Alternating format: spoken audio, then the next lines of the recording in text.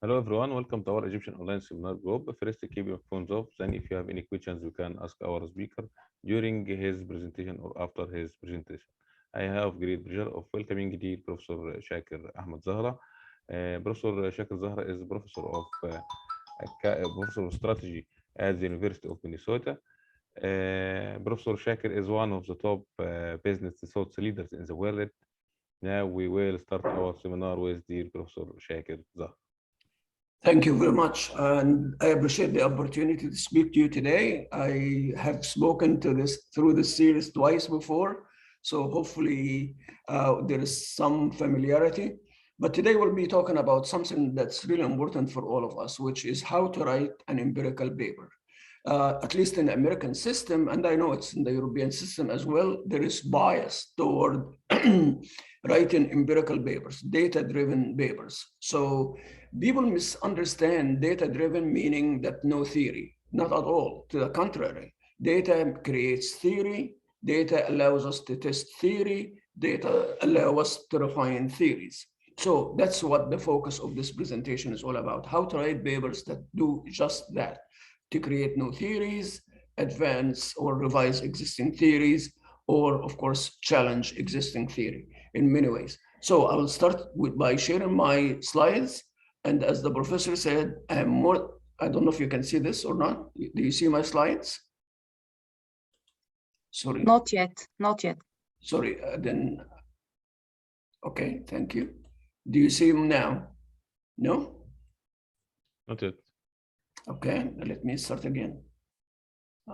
No problem. Okay. I will share. Where did it go? Sorry.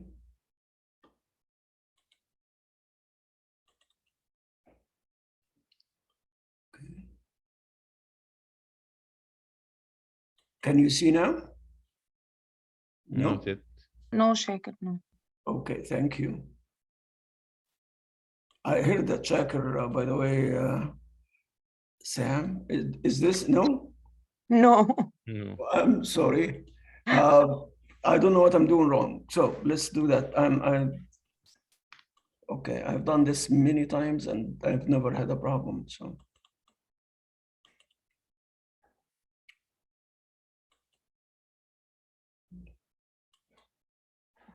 No? No? No, still no. I'm frustrated. I apologize. No problem. Take your time. I'll exit and I'll come back. Okay, for just a second. I apologize. Oh.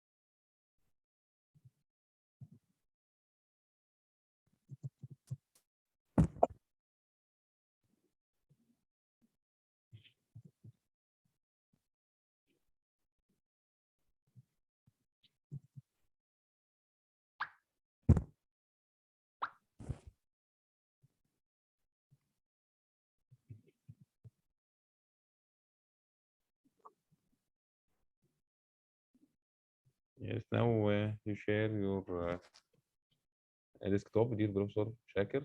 Your mic is mute.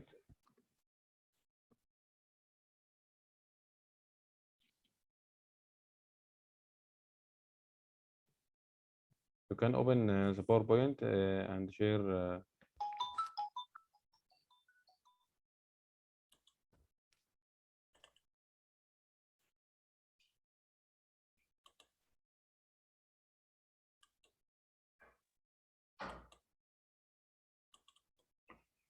Can you see this?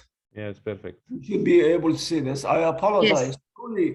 We tested this earlier today and it worked fine. And here it is. So my sincere apologies. I hope I make it up to you. And again, as was being introduced, the idea was you can ask me as many questions at any point in time during my talk. I would like this to be a conversation rather than a lecture, if you will.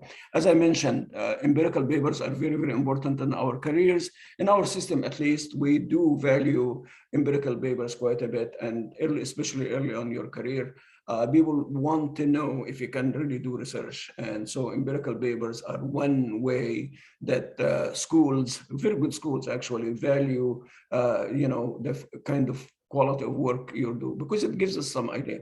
So in my talk today, I will do two things, and I'll offer kind of a step-by-step approach to writing papers. And basically, I'm going to focus on papers that are large-scale data-based. Large scale could be a big sample of companies in a given industry, large number of case studies, could be experiments and so on. But I'm not going to talk about qualitatively oriented case studies like you do one or two cases, because these require different types of skills that very different from what I'm going to talk about. And we can do that some other time. One of the things I will also do is to try to give you as I go section by section, step by step, and write in the papers, examples that people have used, and just to illustrate what they have and have not done, and what to do and what to avoid in doing. Okay, again, the invitation is out there. Stop me at any point in time to ask me as many questions as you want. One of the things that I always, this is something I cherish, that quote. Einstein says, imagination is more important than knowledge. So I think they train us a lot in graduate schools about how to do research, correct? But they don't always teach us how to have imagination, how to show creativity. Good researchers know the rules, but they go beyond the rules. They use their creativity to overcome the limitations of their studies, for example, or they take the ideas or the data or their findings and give them very different meaning. So that's what this study is all about, what this quote is all about, that you need not to follow step by step everything that I'm saying.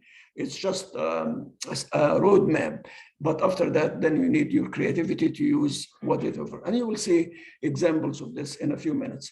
The next quote is kind of very strange, and I hope it doesn't offend anybody. It says, in science as in love, too much concentration on technique can lead to impotence. Meaning, if nobody teaches you how to love somebody or to be with them or show your affection to them, you learn it, correct?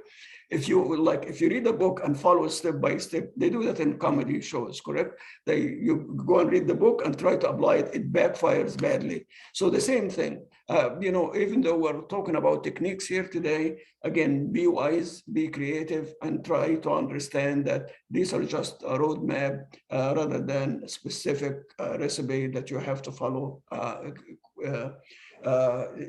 strictly. One of the things that I tell my students, and I tell myself, and I have learned over a period of time, is that most of the papers are rejected before they are written. So most of the papers are rejected before they are written, whether they are theory or empirical, because they have not matured enough, they have not developed enough. So before you start even writing, you need to do a number of things. One of the things that you need to think about is what is the big idea behind the paper? What's the story you're trying to tell? Who is really interested in what you have to tell? So if it is just another paper for publication, that's one thing. But if you're trying to bring a new perspective or challenge existing theory or to provide a different phenomenon and a different context. For example, these are different types of papers that kind of have make an important contribution. When you do that, when you start thinking about the story you're going to tell, or the point you're going to make, or the theory you're going to advance, or the context you're going to produce, you need to think about research as a performing art, meaning you go between theory and data, back to theory and data, iteration. That iteration is like the musicians. They write the tone multiple times before you just get that thing that makes it really work. By performing art, meaning there is a lot of practice. You need to get feedback. You need to ask people to get feedback. And I'm going to say this up front. One of the things early stage researchers make a mistake, one of the mistakes they make is that they're trying to be secretive. They are trying to be protective of their work. They think people are going to steal their ideas. And in fact, I say the opposite, and I found the opposite. The more I talk about my ideas, the more I develop ideas. People give me feedback. So test your ideas. Let them mature. Let them ripen, because that's really, writing becomes much easier. So in doing this, you need to also think about theory. When you have data, really good papers are theory driven, or they introduce us to a brand new theory, or they revise our understanding of theory. So, and that's really the key thing. If you look into the top journals, whether the Academic Management Journal or whatever area you're in, you'll find that they're all theoretically driven, or at least at the end of the paper, they tell you this is what it means for theory, for example. So theory matters, and matters a great deal. So this iteration between theory and data, as I mentioned a few minutes ago, really very important. In doing your research, intangibles matter, and matter a great deal. Intangibles are the way you develop your sample, for example, the way you choose your subject. If you're doing interviews, the way you conduct your interviews, not only the content of the interviews, but how they're conducted, where they're conducted, by whom. All of these things really matter a great deal, and you need to think about them. Of course, the actual writing of the paper, if you write the paper, and the way, the layout, the design, the structure, the flow of the ideas, the vocabulary used, the language, the imagery, all of these become part of these intangibles that make the paper what it is. It's like if you go to theater, and by the time you show up to the theater, the color, the motif of the action, who's playing the different roles, the music, all of these intertwine to make the show. It's the same thing with an empirical paper, if you will. So before you get started, ask yourself, what am I trying to say? I'll come back to that again and again today in my presentation. To whom and why am I saying it? And why should they listen to me? What's the value added of my work? Okay, how do I know that what I found is valuable, and how to communicate that value to my readers? You need to think about this. And I found out, actually, writing notes for myself, trying to answer these questions, I found it very useful. So I'm one of those people, I jot down ideas. I actually use my iPhone. If you steal my iPhone, they will find pages and pages of comments to myself about the papers I'm working on. Because I talk to different people, I get on the phone, I ask people questions, and that sort of interaction actually allows me to make my mind up about these kind of questions. What am I trying to say? Why do I care deeply about this subject matter? Actually, I think one of the biggest problems is in writing papers, empirical papers, especially early on, people will read somebody's paper and say, oh, I have data, I can do this. So what they do is, okay, so-and-so said this, so-and-so said this, I wanted to say this. That's good. Okay, that's a good beginning. But what's different about what you're going to say from what they said? Does it extend it? Does it refute it? Does it demolish it? That will be really the argument that you need to make. And what kind of perspective do you bring to the table? What's your point of view that you bring to the table? So just before we get to the actual step by step, I just wanted to remind you, I think everybody knows what this slide is all about. A good paper is usually one that has a clear message, a good story to tell, Jay Barney, who wrote the resource-based view, he and I have been on panels like 40 times or so, or 30 times, or 40 times, or 50 times, I don't remember. It's a large number of times.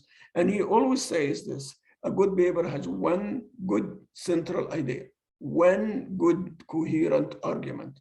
So if you have too many plots in the movie, in the story, you get confused.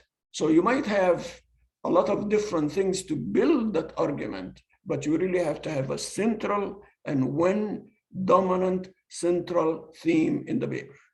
Okay, for example, I'll give you an example for just a second. Avoid clutter, meaning too many ideas, too many different stories going on. So I like old movies. So I watch movies, and a lot of the movies have a lot of flashbacks. You know, a couple of these episodes, they go back, and then they come back to real time, and go back in flash time, go back, and sometimes I get confused. That's even more so in writing academic papers. Academic papers are fairly straightforward. They are not novels. They are not fictions. People don't want to wait till page 25 to know what the plot is. You know, we watch the movies and we'll say, oh, who killed this? Or are they going to get married? Or are they going to run away? That's really good for movies. But in academic writing, directness, straightforwardness, and revealing the plot early on and trying to develop the plot throughout the paper becomes really important. It's very important to have a clear scope for the paper. That's why the idea of one idea, one dominant theme, and be clear about, so what is new about that question that you're asking? What's new about the research that you're introducing, and what difference does it make? A good paper, and I'll keep going back to this again and again, is grounded in theory. I already mentioned this a couple of times. Also, we should recognize no paper is perfect. All papers are imperfect in one way or the other. The thing is, a good paper is honest. It tells you, we did this and this and this. This is not the most perfect data, or this is not the most perfect setting, but this is the best we could do. But this affects our results in this and this way. So they take the limitations of that. So the reader can make her or his mind up about this. We'll come back to this as we talk about the limitations of the study. A good paper is like a good movie. It has to have something that will make you at the end say, oh, this is really interesting. It gives you a satisfying, compelling, and clear conclusion. We will talk about how to do that later in my presentation. Okay, a good paper also keeps the reader in mind every step of the way. So I think many of us write because writing is very difficult. As many papers as I've written, I find writing to be extremely, extremely painful. And I have learned to write my own way. And very few people write my way because everybody's structured, the sequential, and so on, which is great. But the thing is, regardless of how you write and how comfortable you are with your writing style, the paper is not about you. The paper is about how the reader is going to see the paper, correct? So there are two audiences here. You trying to get your ideas on writing. The other one is how to make your writing accessible, your ideas accessible to the reviewer. So if you're watching a movie, these guys or the actors spend a lot of time, and the director and so on, trying to make sure that you get their story. They do certain things to make sure you don't fall asleep. They're connected with the story. So the same thing. So, and I'll talk about this a little bit. So writing, meaning you keep the reader in every step of the way. So you use the right vocabulary, the right transition, the way you organize. Transition meaning movement from one idea to the next, from one section to the next. You connect the different parts of the paper, and you really make your language accessible. So if you are in doubt, write in simple, plain, clear English, rather than really very difficult, complicated language. So I read all of these papers, and some of the papers, really great papers, are written by people who are really great in writing. But they give you an example, they give you illustrations, they give you things that you say, okay, let me summarize what I have been talking to you for the last 3 pages. Let me summarize what I said, or to recap what I did. This is their way of trying to keep you engaged, to keep you, in mind. So we'll do that. They start by giving you a story, for example, at the beginning. They hook you, if you will, and then every step of the way, they keep reminding you of what they have been doing, for example. Okay, obviously, we all have seen empirical papers, and there is a long list. You have the abstract. One thing is not listed here is the title. I'll get back to that, actually. Abstract, introduction, the theory and hypothesis, the methods, the analysis, the results, limitations, implications, future research directions, and of course, references. I'm not going to talk about the references. That's not what I'm going to do, except to remind you that it depends on the quality of the journals that you're going to submit your work to. So the better quality of the journals will expect you to actually ensure that the classic papers are included, correct? And the big conversations in that area are also represented in your paper. So the more, they are not being snobby. They wanted the better journal represented because the review process in the better journals is more demanding. So we know a little bit more about the quality of the work you're going to do. So as I said a few minutes ago, you keep the readers in mind. Also, you keep your audience in mind. So to make sure that what I have done is, before you get started, you need to think about your idea. What am I trying to communicate? To whom? What is new about my idea? Why they should care about my idea? Then you start thinking about how you're going to put your thoughts into writing, correct? So one of the first places you can start to kind of doing a little bit of that is in the abstract. So I'll be talking about the abstract, and then I will follow in each one of these areas. Again, feel free to stop me, anytime you have a question. The abstract of the paper is really, really important. It's the second thing that we see about the paper. The first thing we see about the paper is probably the title and the authors, correct? People look into the abstract. When we get the journals, at least in my case, I flip through the abstracts very quickly to see if this is something I care about or not. Okay, if there are abstracts that are written in Greek or something, I don't know what they're under, so I probably will skip these. But the abstracts that are written in a way that's accessible, easy to understand, close to my topic, close to my interest, or the topic that I don't know much about, but it's new topic or new authors bringing new ideas, I would like to look at this. Then that gives me, an idea about to look into this. So going back to the movies. So at least when I go to the movies and I'm sitting in the theater, before they show the main attraction, they tell you come in next week or the week after this coming movie, and they give you like 1 minute preview of the next movie, correct? Even on TV, they will, before they show some of the movies, they say, after this movie, we're going to show this movie. Let me show you a little bit about this. That's what an abstract is all about. An invitation for you to sample the movie that's coming up, and an invitation to sample the paper you're going to read. Okay. Here is an example from Journal of Business Venturing, written by, I just saw it the day before yesterday. It's about the origin of organizational capabilities in young new ventures. It has to do, so here are a couple of things about the abstract. It's kind of very descriptive. It tells you what they're looking into. They're going to look into where capabilities come from, whatever these capabilities are. Secondly, they are going to tie resource allocations, capability development, and the performance of new companies. So they are going to focus on new companies and capabilities and so on. Then they give you a little bit of the argument that they're showing. Why are they studying this? Resource constrained new ventures need to decide how to allocate their resources to develop internal functional capabilities to achieve and growth, meaning they need capabilities to grow. Drawn on the longitudinal database, that's how they collected the data from the Kaufman Foundation. Okay, startups, we explore performance implication of broad versus narrow scope of new venture functional capability development, and I show how they tell you what they have done. Again, and where they got their data. This is a well-established database that you can use online. It's easily available. And then they find this and this and this, and they find that this is conducive to performance and all of this stuff. Then they do something at the end. They say, studying these issues in entrepreneurial firms does this, informs our development of capabilities in any firm competing under time and resource constraints.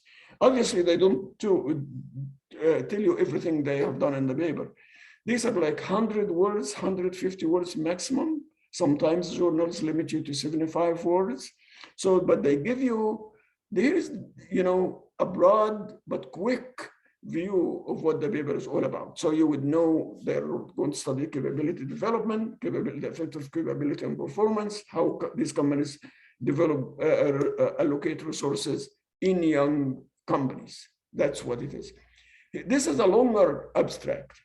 Okay, it's about crowdfunding, which is another way a lot of people use nowadays to collect money or to raise money for their projects. And this about crowdfunding environmentally sustainable projects. And this is a cross-country, the effect of cross-country heterogeneity and environmental support system or something like that. Very complicated topic. Okay, so what do the authors do? So I'm just gonna show you the recipe that they use. The first thing, they give you the phenomenon. They are studying the broad umbrella issue. Best research has told us that companies or ventures focused on addressing sustainability face difficult challenges in attracting funds from traditional sources. They're telling us this is an important topic, but it has been, these companies have a unique problem. They cannot access money from traditional sources like banking and all of this stuff. So the next part of their argument is that there is a gap in the literature, or there is a question in the literature, how these companies raise this money correctly to deal with this. While crowdfunding could ease resource limitation of these through crowdfunding, they talk about how they can access the backers or people who support them from different places across the globe, because crowdfunding, and you use the platform to access different people around the globe. So they tell you that people have not studied this. Then they tell you we have studied this in terms of looking into flow of funding from around the globe to social ventures, if you will, using all of these companies, only 9,000 companies campaigns from Kickstarter, which is a platform located, and these companies projects are located in 139. So it's an international study, correct? And there is a lot of. Then the next part, they tell you what did they find? That we found this and this and this. I'm going to leave the slides at the end of my talk, and you can look into this a little bit more. But this is the recipe, the phenomenon. The research question that you addressed, it's a little bit more detailed than the last slide, the last example. What did you actually do? What you find? What does it tell us about the theory, for example? Okay, it tells us it challenges our long-held assumptions about the role of institutions and cross-funding money. Obviously, if you are into entrepreneurial finance, that kind of vocabulary is fairly familiar. So very quickly, in 150 words or so, you gave the review. This is a more complicated topic. For example, if you look into one paper that I was reading this morning before I got online, was like, does government support for innovation project, does government tax credit improve innovation? A study of Chinese certification program. That's the title of the paper. So very quick, and you look into that Chinese government has introduced this program, and other countries have done the same thing. But do these programs work or not? That's the gap in the literature. We have evidence that sometimes they work, sometimes they don't work. But under what conditions do they work and do not work? That's the gap. And here is what we have done. We studied like 2,000 companies from China, and we found this and this and this, and this is what it tells us. So the recipe is exactly what the blue boxes here say. The phenomenon, the question, what did you do, what you found, and why is it important? So the abstract then, to summarize, has to be short, has to be clearly written. It introduces the problem. It tells you what you have done in one sentence or maximum two. What are your key findings or conclusions, and what are your implications on that? So the thing is, a good abstract is like the good preview of a good movie. It excites you, entices you. So it has to be simple. It has to be easy. And also, you don't have to read the article to understand the abstract. So this abstract right here, actually, it's one of my papers, so I can critique it. It's complicated, very complicated. And so we're going to clean it and we'll improve it, we'll shorten it, and the title will change quite a bit to communicate it. But this is like a our draft of that, in fact. So it should be able, you should be able to understand what the paper, generally speaking, is all about from those 100 words, and that's what it means standalone. Okay. Any questions? Any comments? Okay. If not, I'm going to move to the next part, which is again some of the mistakes people make. So sometimes people. One of my good friends, very famous guy, I'm sure you read his work, Howard Aldrich, used to say, if I write the title, if I write the abstract, the paper is done. So what means in his mind is that I know what the paper is all about. If I have a good title and I'm clear about the title and read about the abstract, it is done. Some people do that, and some people write the abstract and then they struggle with writing the paper, correct? And I found it very useful in my case to write a draft like the one I have just shown you. And I can when I finish the paper and I know what the paper is all about, I go back and revise and revise and revise again until I get the abstract really to format that I want. It's much easier to do that when you know what the paper is all about. So I write the draft, then it's a working draft. I know it's going to change, but I keep improving it as the paper gets improved. So the next part of the after the abstract is we all know it. It's the introduction. You know, some people have actually the word introduction. Some journals don't have the word introduction, and it depends. Introduction, generally speaking, there is the format. Again, the recipe for that. Describe the area that you're working on, and what you're trying to do, and why you're trying to do what you're trying to do. So the big area that you're working on, and what you're trying to do, and why you're trying to do it, how you're going to try to do it, why should I listen to you, correct? Trying to teach you. No, this is really where you try to grab the attention of the not only the reviewer, but the reader, okay? So describe the area you're working in, orient the reader by telling him or her what you're studying, why you're studying it, what's new about your perspective, and then tell me the approach you're going to use and how you're going to get there. We'll talk about this a little bit. And why should I expect from you, from the paper? Okay, if I read this, what will be the big aha, the big finding? So don't keep me in suspense. This is not a movie, for example, or a novel. So the last time I talked to this audience, I described like a funnel approach or a 3-stage approach that I use, and that actually is very helpful. I think about it this way, in terms of telling the reader what I'm thinking about. Okay, the big area, I'm looking into crowdfunding of social ventures, correct? Within the topic that I'm interested in is the role of institutions in affecting the flow of capital, crowdfunding across international borders, correct? Then what is the research questions? Why, under what conditions institutions make it possible for this flow to happen or stifle this flow, for example? That is the research question that I have, okay? Another example would be this. Okay, how do new companies create advantage? And again, the notion of competitive advantage is companies creating more superior advance, superior performance, and sustain it over a period of time. New companies are fairly disadvantaged because they don't have the reputation, they don't have the legitimacy, they don't have the resources, they are not well connected, and so on and so forth. So their ability to create advantage is always in question. Okay. So against all of these odds, why do some new ventures create advantage and others don't? A big discussion in the literature and the strategy of new companies and in the entrepreneurship literature. There are different ways to answer this question. I could be interested in the role of human resources. I could be interested in technological resources. I could be in how these companies manage institutions, the legal institutions. How do they build political ties that affect them? So that's the perspective that I choose. So let me give you a different perspective.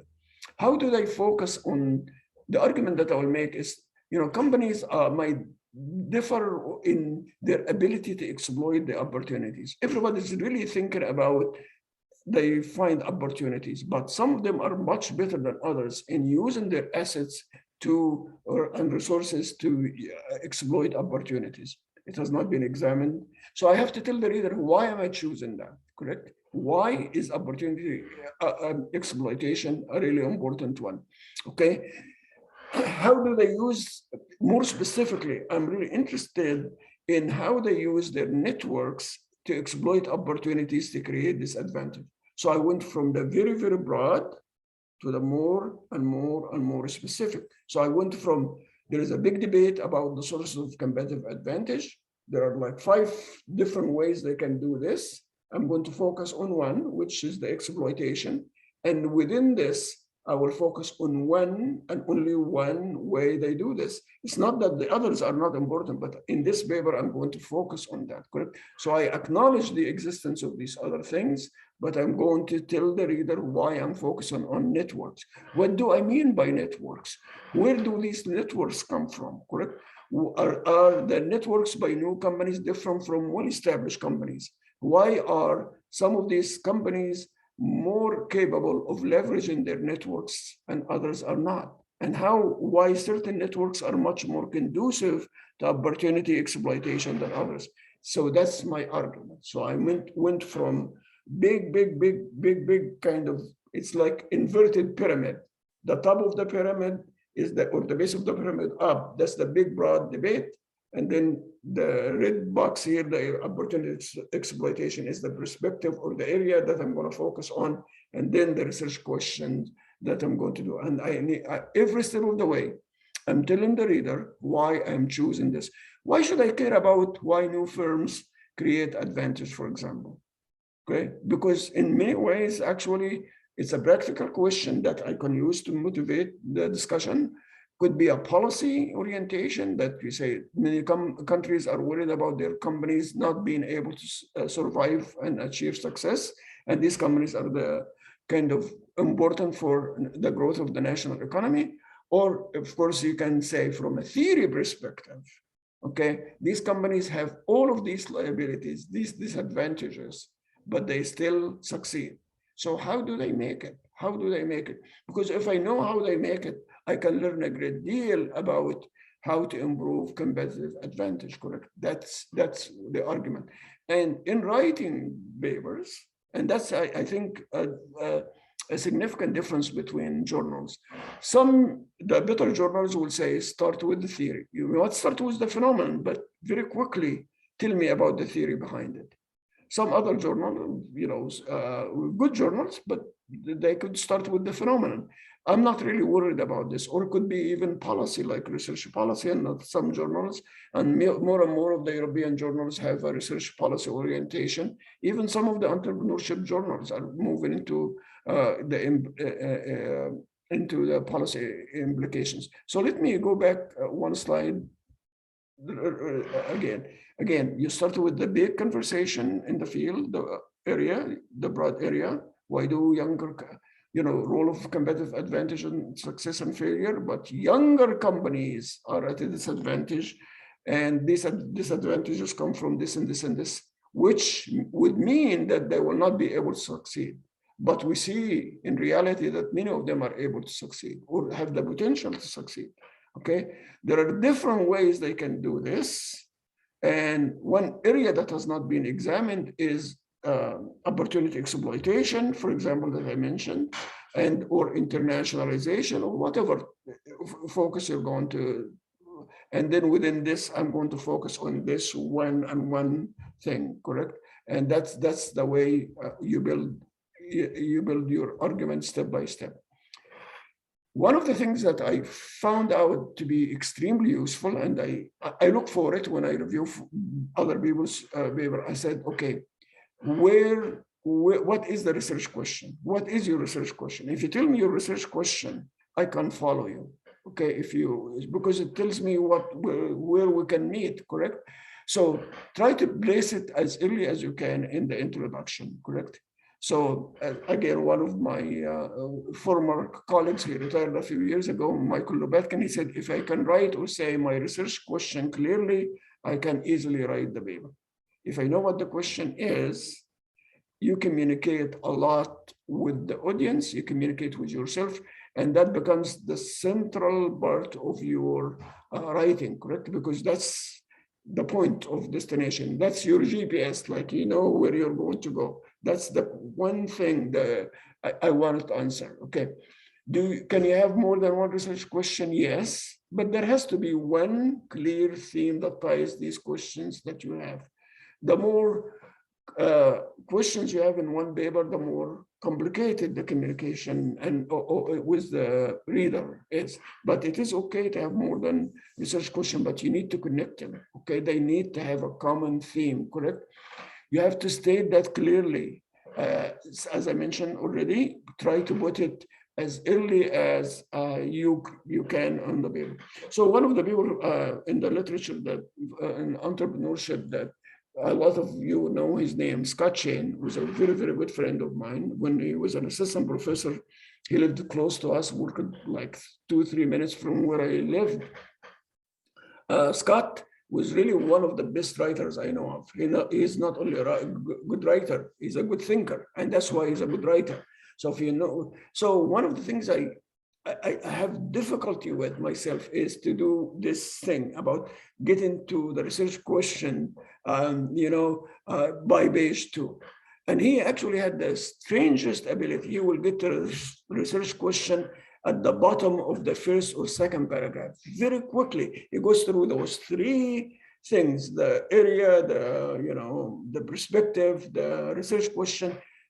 He knows how to get to it very quickly. He is able to do that. There are a lot of people who are able to do that. So try to kind of stream writing that. And I think part of it is when you know what the scope of the paper is all about and you know what to do. I think there is, could you please explain how we use theory and paper if we use the RBV example, deal with along with the paper? Okay, I promise I'll get to that. Okay, I'll get to that question in a second. So I will, the question about theory in the paper. Okay. So for some reason, it stopped sharing, it stopped moving. Okay.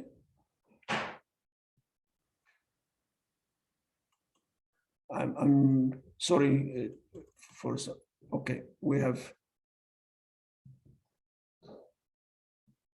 Okay, so we're here. Okay, you need. I already mentioned this. So, for example, one of the things people do, and I'll go to the question of, there is this debate in the literature. Do we follow? Do we really focus on theory or phenomenon? Theory and phenomenon. For me, that's a false dichotomy. I think you can use theory and context in alignment. Even if you have a phenomenon that you wanted to do, you can invoke theory, for example. For example, you need to tell the reader what you're going to study, for example.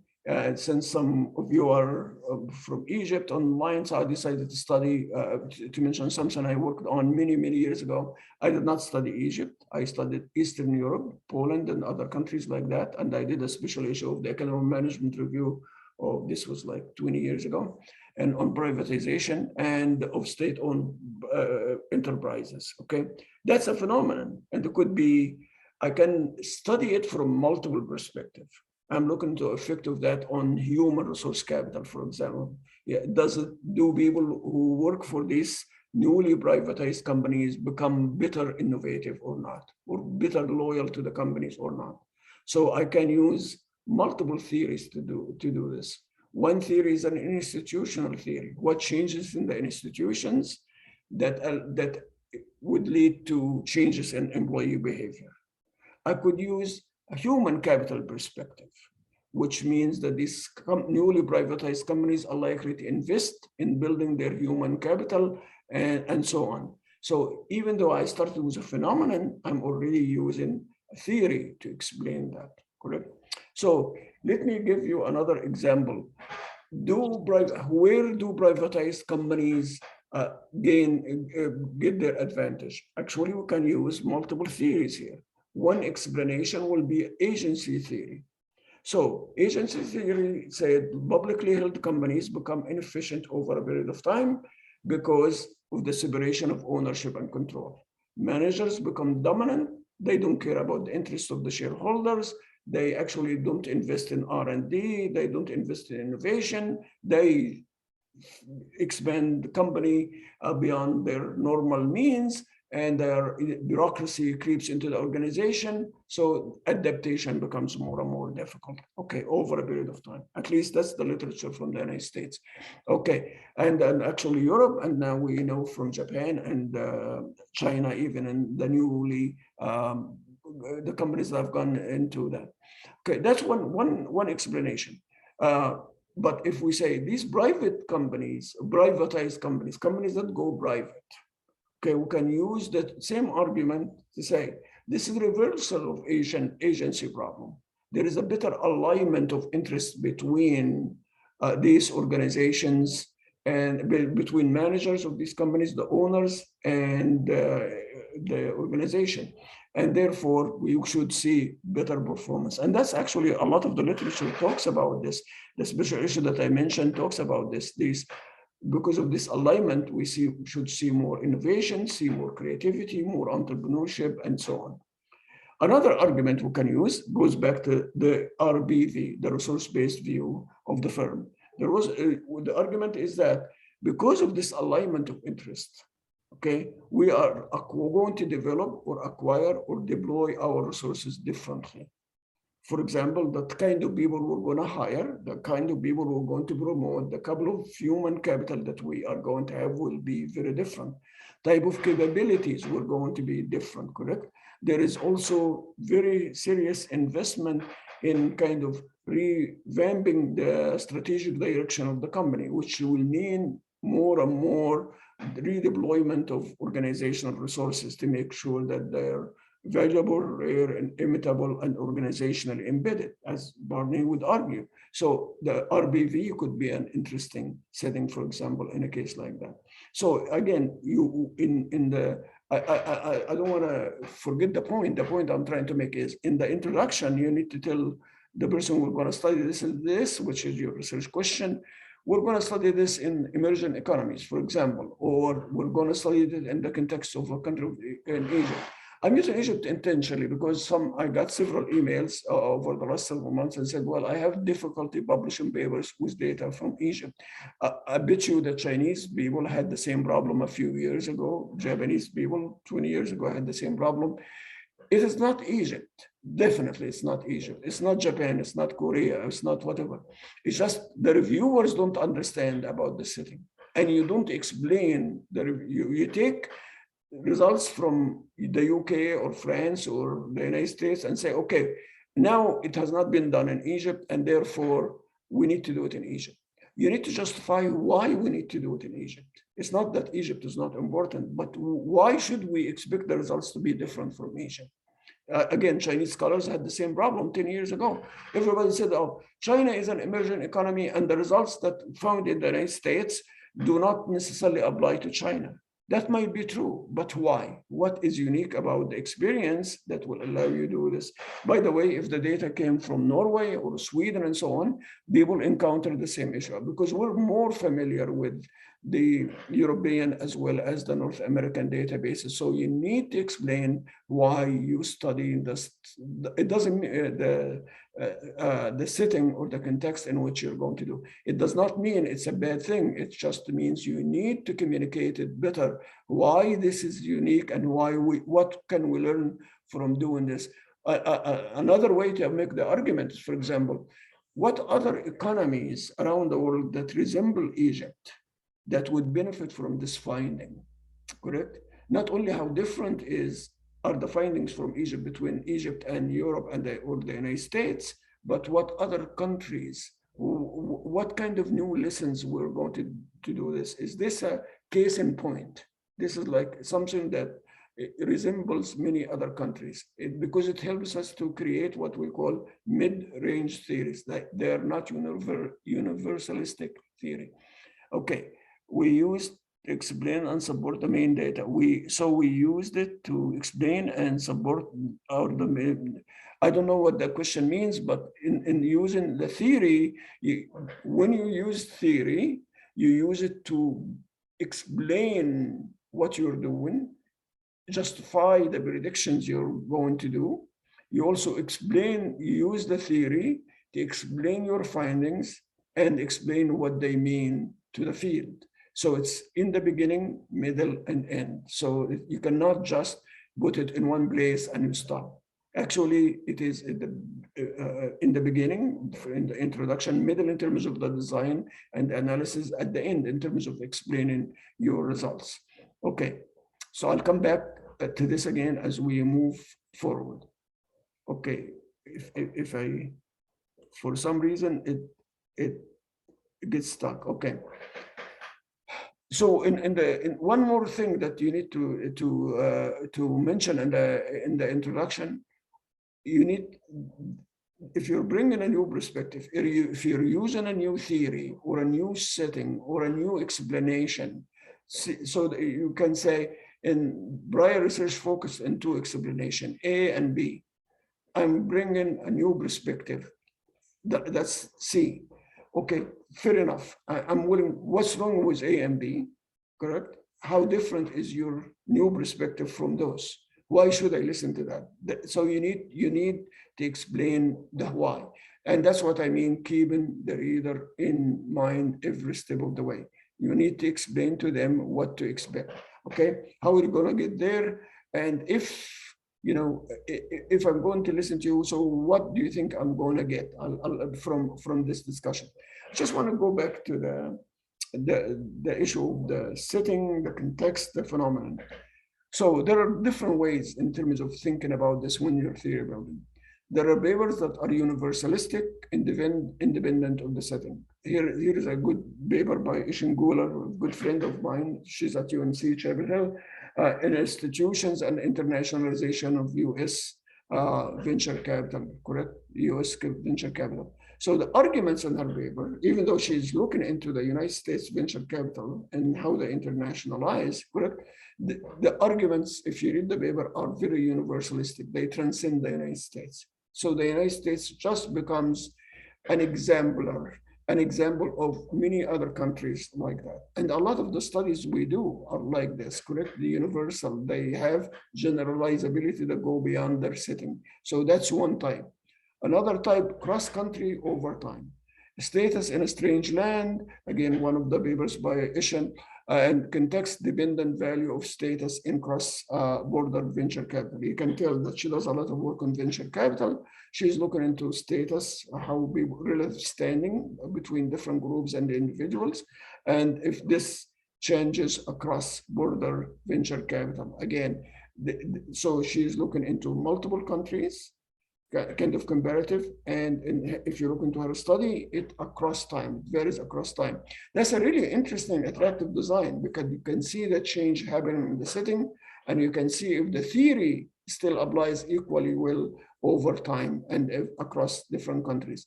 This is one of my papers. that came out only a few months ago. Well, actually, 6 months ago, 9 months ago. Founder team experience, asset or liability for growth, startup growth. Again, we're looking into a paradox. Okay, we're looking into high technology industries. We're looking into young companies, and we're looking into the founder team experience. Does it help or hinder new venture growth? So one of the things about this is that there is a tension, because experience gives you a lot of knowledge, but this knowledge could be outdated. So it is, and if you are working in high technology industries where the change is very rapid, for example, your experience loses value very quickly. So if you keep using the same experience, will this matter at all? So this is very much based on the arguments in there. If we remove high technology from the analysis, the argument will not stand. Why? Because industries that are fairly stable, the role of experience could be profound and could be persistent over a period of time. Okay. Well, there is a comment in the margin as, okay. So I already mentioned a lot of these things. So one of the things that you need to do that I have not mentioned is when you introduce a terminology, again, you need to define that very quickly. Don't assume that people know.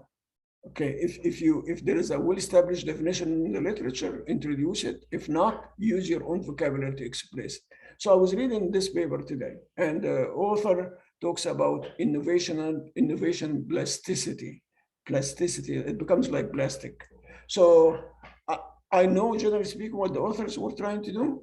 So I had to look into the dictionary to look into plasticity. It comes from physics, actually, when things stop becoming fluid and they turn into plastic, but then you cannot change it, correct?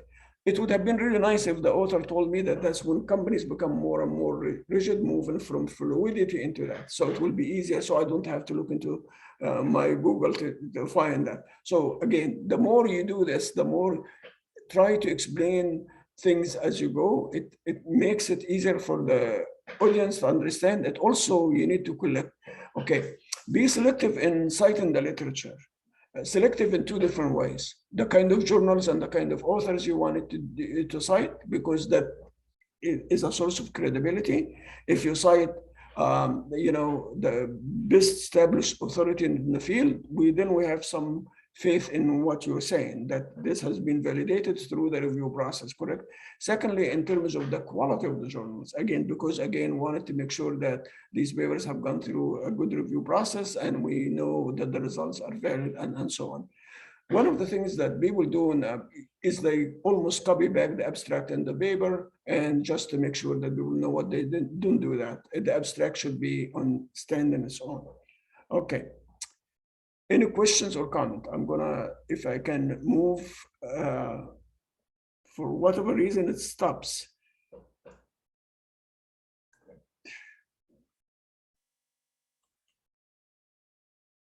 Here we go. One of the things I found out to be extremely useful and helpful, and I actually learned this from my co-authors now, some of my students are much better than me in this, and they try to give you a preview of the paper. Like one paragraph that summarizes what the paper is all about. What is the objective of the paper? Why is it important? What did you do and why you did it, correct? Just describing the sample, what you found, and why are you, found. That's what I'm saying, don't repeat the abstract, but because this is a little bit more detailed than the abstract. You're connecting it to the theory. The phenomenon is this, we're using this theory, and the theory led us to these predictions, and this is what we have done, and this is what we found. It has more meat than abstract. So it's a little bit more detailed, but it gives you, like, I can take this abstract, and sometimes I go through this.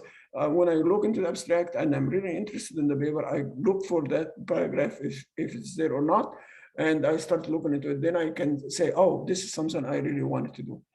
One of the things I really think is very essential for you in the introduction somewhere to do this is to summarize your potential contribution.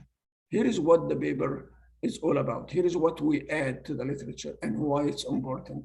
I'll come back to that because this is one key part of because later in the paper, you have to elaborate on that. So what we have done in the introduction is we're trying to attract the reader to understand what we have done, the area we're studying, the perspective I'm bringing, and the research question I'm trying to answer it, and bringing the literature to say what the theory and the setting are all about. I'm giving the reader a little bit of a preview of what the paper is all about. And then I'm kind of summarizing or highlighting what is new about my results and what do they mean. Okay, that's what we have done. Try to do that in a few pages, like some people say 3-4 pages. Some journals are more tolerant, but usually it's about 4 pages. So it's a lot of material. So that's why I said, don't rehash, don't have a lot of clutter, just focus on the main ideas, be selective. That's why it's really important because of that. Okay. So I found over the years that writing the contribution is, and I'll talk about this quite a bit later, finding that thinking about the contribution is very, very difficult for me. It's really, and it remains one of the most difficult things I do. And I know everybody I work with says the same thing. So sometimes I actually get those cards. I can show you. I have several of them on the floor next to me. I'm just cleaning my office to look clean when I'm talking to you. So what I do is to say, here is what we know. Okay, here is what I found. Correct? Are they in line? If aligned or not? If they are aligned, so what does it mean? We're supporting existing theory, and so what does that really mean? Well, if they're in conflict, does it mean that the theory is not valid, or it might be my results are not valid, or it's a different perspective and different explanation that we have not thought about? And if it is a new explanation and we have not thought about before, that's a big, big, big deal. It's a big contribution. So how can we use that moving forward, for example? That will be the way. So I don't always have a table like this, but I have those little cards that I take notes on. I actually write a lot about this because I discipline myself because it's really, really difficult. Okay. One of the things that you always struggle with, I always struggle with, that's why I assume everybody else struggles with, is how to start the introduction. How do you get the reader to read the first paragraph? Again, going back to one of my former friends, really good friends who retired a few years ago, Michael Lobatkin from, at the time, University of Connecticut, he used to say, I know if once I write the abstract, once I finish the first paragraph, I am all done. The rest is just fluff, meaning a lot of stuff. If I know how to write the introduction. The first paragraph and the introduction really are very important because they grab the attention of the reviewer. Come, read me, okay? I have something really interesting to do. This is the advertising in a way, but we don't advertise. It had to be attention grabbing and to get the interest. How do you do this? There are different ways, different techniques, okay? You see that in some of the movies. They see a person seeing somebody standing there waiting for the bus, and somebody all of a sudden comes in and hit him, correct? And they run away. You don't know why they hit him, who these people are, and that shocks you, correct? Or you see a woman walking in the street and a man walking behind her, she slaps him, correct? And that's another way of doing this, correct? The same, but in academia, who cannot get women kissing men and all of this stuff, who can get a provocative quote.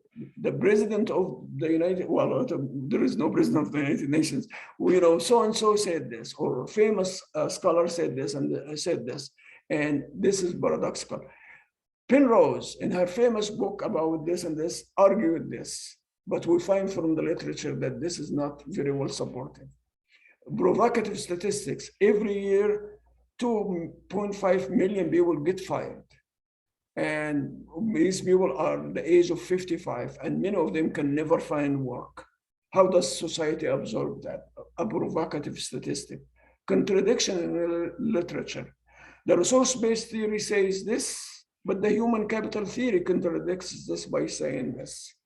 Or the human resource-based, the RBV says this, but research does not support it in these conditions. That's another one.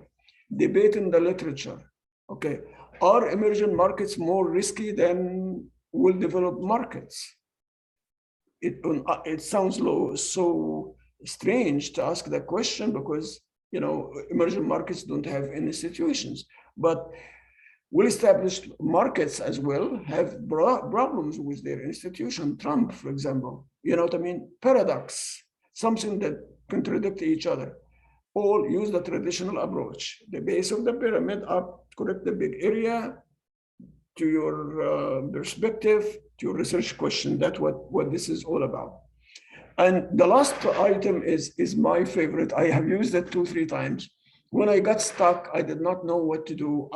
Sometimes my brain cannot work. I cannot get even started. And when I don't know, I actually do this. The last one I said, in this study, I would like to do this and this and this. This is really important because of this. And what we don't know is this and this and this. And we need to know this because of this and this. To address these questions, I'm going to do this and this and this. 2 advantages for that approach. One, it gets me very quickly to the research question. From the beginning, you know what I'm going to tell you. Okay. Number two, it unblocks my brain. If I don't know how to get a fancy code or a fancy statistics, or I don't know how to summarize the literature, I actually start from my own strength. Okay, I can get unblocked, and then in the next paragraphs, I can develop the argument steady. I can bring the literature in, I can bring the theory in, I can bring the setting in, and I can do that. It helps me unblock quite a bit. I remember this is a long time ago. I have a paper, it's Pierce and Zahra actually, in Journal of Management Studies. We had a revise and resubmit. I will answer the question in just 1 second. And we had like 4 months to revise it. And for the first 3 months, I could not at all get myself to write 1 sentence in terms of the review. And one day I honestly said, you know, this is not going to be done. So I went to the library, I decided to hide and think about it, and I couldn't come up with ideas. Then the next day, I just got a blank sheet of paper with a long pen and said, in this study, we studied this and this, and we did all of this. And it really helped me unblock my, unblock. Yes, somebody has raised his hand. I'd be happy to listen to the question. Yes, Professor, hello. Hello. A great presentation, by the way. I really enjoyed it. I'm a student from Buuck University, Canada, and Yes. I had a question about writing the contribution. So the thing is, you made a great point about the research question having to be, you know, a research question that people care about, right? Yes. And so if we tackle a research question like that, why then is the contribution hard to write? Doesn't it follow that if the research question is important, the contribution to answering it should also be obvious, kind of? So it is hard for me to write the contribution, but I don't understand. Like sometimes I tackle research question, but then the contribution is hard to write. So yeah. Well, thank you very much. I know I know a couple of people at Buuck, actually, very wonderful place. Okay, so and you're close to us too. So very much neighbors. Okay, so yes, it looks like a paradox. If we know the question, then we should be able to write the stuff. But I think the contribution. The reason why it is difficult, I think, is that we need to think beyond what we have done. It's not just describing what we have done and what we found. It's what it means, in what ways it moves the theory, what moves the field in beyond what we now know. Can we envision situations where our arguments are likely to be valid? You know what I mean? There are some cases, depending on the journal that you write into, if you write into a paper for one of the topmost journals, that becomes, because you're dwelling in the land of the abstractness. You're thinking about futures that do not even exist or situations that do not exist. But if you're writing to a middle tier or lower tier journalist, probably the contribution is more concrete. We validated this, we extended this, and so on. So the better the higher quality journal, I think, the more abstract the contribution will be. I promise you that I have a couple of slides on this, and I'll come back to that a little bit more. If you don't mind, if I have not answered your question, please remind me. How is that? Yeah, got it. Thank you, Professor. Did I at least touch on what you said? Yeah, but what I got from it is that you need to abstract from the specific context and look to how this is going to affect future theories or current theories, or that's right. Yeah. Okay. And also one of the things that you said, what you said, which is right, you can think about what other settings that are very similar to this, you know what I mean? That will be benefit from the finding, for example, or will contradict the finding. Some people are really clever because, again, because they're creative, they can think of scenarios where the results may or may not apply and so on. Again, for some reason, this stops, it doesn't move. There is a conspiracy here. Okay, the body of the paper, and the body of the paper, I think that's where they train us the most in graduate schools. That's how you bring the literature in, how you develop your hypothesis, how you advance your stuff, and how this is, I think most of us are comfortable with this. Okay, for the empirical section, again, make sure that, as I already mentioned, you need to kind of remind the reader what your research question is, why is it important, and why now, and why is it timely in this discussion. Some papers do advance a model by all means if you do this. And I find that even if I don't include a model in the paper, I actually, when I write, I have a graph. I do have a lot of graphs, and because it forces me to think about the relationships. I'm going to trying to do that. When you present the graph or the model, and they're not always the same, you need to be clear about what this is all about. You need to use your own simple language to introduce it, and wherever you can connect it to the literature. I'm going and we'll come back to that. Here you need to talk about the theory. Theory becomes very visible here. The gentleman who asked earlier about theory. Theory is in the middle, in the beginning, in the middle, and end. In this, everything you're going to do, like if I'm going to look into this relationship right here, relationships are not the circles, it's the arrows. These are what this affecting this. Okay, why is this relationship important? Why do I need to think about it? Okay, how does it work that this is affecting this? Why can't we say that this affects this, the reverse relationship? How can we exclude that in theorizing and in the design? That's really an important part, okay? What are the different mechanisms? If you're going to use different means by which, or mechanisms by which this affects this, which one are you going to focus on and why? You need to explicate, you need to be clear about your aim. And in doing this, you can rely on the theory. The theory says this. The fact that you're invoking the theory does not mean you're answering the question. It means you are kind of adding credibility.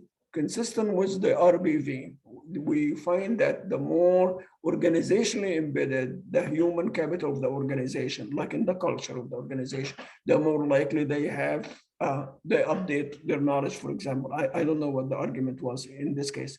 Again, why are we using this relationship? Why is the graph like this? I think you need to be clear, more explicit, and all of this stuff. So, and in every single case, you don't have to use the word new. You can say, here is this differ from the literature, or this is something that has not been examined in the literature, and we need to examine it because, again, you need to kind of signal why the newness and the sources of newness, and then you need to state your predictions. Remember, hypotheses are probabilistic statements, or statements about what is likely to happen. We're not deterministic statements. If A happens, B is likely to happen. It's not causality always. It's not, you have to do a lot of things to determine causality. Do fat people usually die younger? For example, a bad question. There is high probability they will die younger because they will have all of these other diseases. That's a probability. It's a hypothesis, correct? It's not always a fact unless it accumulates over an extended period of time in multiple settings. So you have to be careful about the language in terms of indicating likelihood. Hypotheses should be logical. Okay, they make sense, consistent, internally consistent with the theory, or consistent with what we know from the theory. If they deviate from theory, that's even better, but you need to tell us why we should believe the alternative explanation or the predicted. They should not be obvious. If you tell me that tomorrow is going to be the spring, beginning of the spring, that's very obvious, correct? We know that, that's a fact, well-established fact. But if you say, if you live up north, correct, it's likely to snow, that's not tomorrow. Maybe there's some validity depending on where you live. So it's, you have to think about non-obviousness, meaning things that we cannot logically, kind of commonsensically predict. So Ian Macmillan, very famous professor who from Wharton School, used to say this, and we used to teach the Dr. Consortia together, and he used to say this. He developed what he calls the 6 wise men rule. If you ask 6 reasonably intelligent people like you and me, I assume we all are, okay, how do you think this relationship is going to be? If they all predicted in the same direction, then this is obvious. If they all agree on the direction of the relationship, it's very obvious. We need, if we know the answer or we know there is agreement on the direction, probably that's not very interesting. We wanted something that is probabilistic, is under certain conditions is likely to materialize. So one of the things I did notice, and I have gotten a few submissions from some of my newly found friends from Egypt, they send me 17 hypotheses in the paper, 12 hypotheses in the paper. Try to be selective. A paper that has 17 hypotheses is overwhelming, in all honesty. A few good hypotheses that add up to a story. That's why I said at the beginning, if you have a clearly focused paper with one idea, then you can start elaborate on this a lot more. Okay, there is a comment or two. How can I choose the approach theory to explain the relationship between X? I have 2 questions. And the second, the second, in many papers, the introduction contains the literature review and hypothesis. Okay, well, choice of theory, how do you choose theory? Very difficult question, but it is, because there are sometimes multiple explanations, depending on what you're trying to accomplish. And again, a lot of the good journals will kind of want you to focus on one or very few theories, but some of the older European tradition, you can have multiple different parts of different theories, unless you are going to compete, to test competing hypothesis. But how you choose the theory, depending on the argument you're trying to make, or in terms of the logic you're trying to make. Certain theories are very clear about the domain, transaction cost. There are certain situation transaction cost would apply. For example, the learning approach is very clear, correct? The agency argument, that's very clear situations where there are agency. The resource-based view has been used in many settings. So sometimes you have to be careful about when to use it and when not to use it. For example, the people have been very clever in finding uses for that. So it depends on what you're really trying to accomplish, what your argument is, and that will be the major guide for the theory. That's number one. The other one is the introduction. Yes, some journals do, some papers do have all of this in the introduction and the hypothesis, all of them in one. Some other, the way I write papers, I think is the style that I'm introducing. But yes, I do realize that there is variations in that. That's correct. Okay, thank you for the questions. Keep them coming. If you let me move forward, that will be appreciated. Okay. Okay. It actually gets stuck. I don't know what I'm doing. That's okay. So if you have gone through all of this, we come to the sample. I think graduate schools, regardless of where you go, teach you a lot more about this, and a lot of people worry about this. So I'm not going to touch on all of this, but you need to tell, I'll touch on a few things. One, you need to tell the reader, how did you collect your data? What population you went after? I studied all of the privatized companies in Egypt between the year 1929 and the year, 2022. And I focused on these companies that happen to be in these sectors because of this and this and this and this. Here is what I would do. Why did you focus on Egypt? Would be a couple of sentences. What about these companies that have been privatized? What about them that relates to your research question? Why this particular set of companies that you were studying? Again, you need to explain that. How did you choose them? What population? How do they relate to your research question? And here, the cleverness that I talked about early on comes to mind. Some of the good researchers really make the case to show why this is a unique and very interesting setting in which you study the relationships you study. Egypt was one of the late countries to go through privatization, and they have done this and this and this. That differs from what we have seen in Eastern Europe and Latin America in terms of their privatization. And there was heavy concentration of who got all of these privatized companies in Egypt, more so than in many other countries. I don't know if this is true, but I think it's true based on YouTube. I'm just, this is not a political statement in any way. So the idea is you can remove Egypt, I can put Chile or one other country, and I would say exactly the same thing. So you need to tell the people, like if you did an experiment, why did you decide to do an experiment rather than a field interview? If you use data or even use the case method, for example, you need to explain how you chose the company, how you did the data collection and so on. So you need to explain the setting and the data, and the more you give information, actually the reader will likely to understand that if your results are strange or new or different, they will understand because you have already kind of told them this is a different setting and but it's really important for that. We're seeing more and more experiments, we're seeing simulations and all of that stuff. Again, you need to tell people why and how you did it, and the more detail. More and more demands by the journals of all types for transparency. Transparency meaning how you did what you did and what you did and what the strength of what you did and the weaknesses of what you did.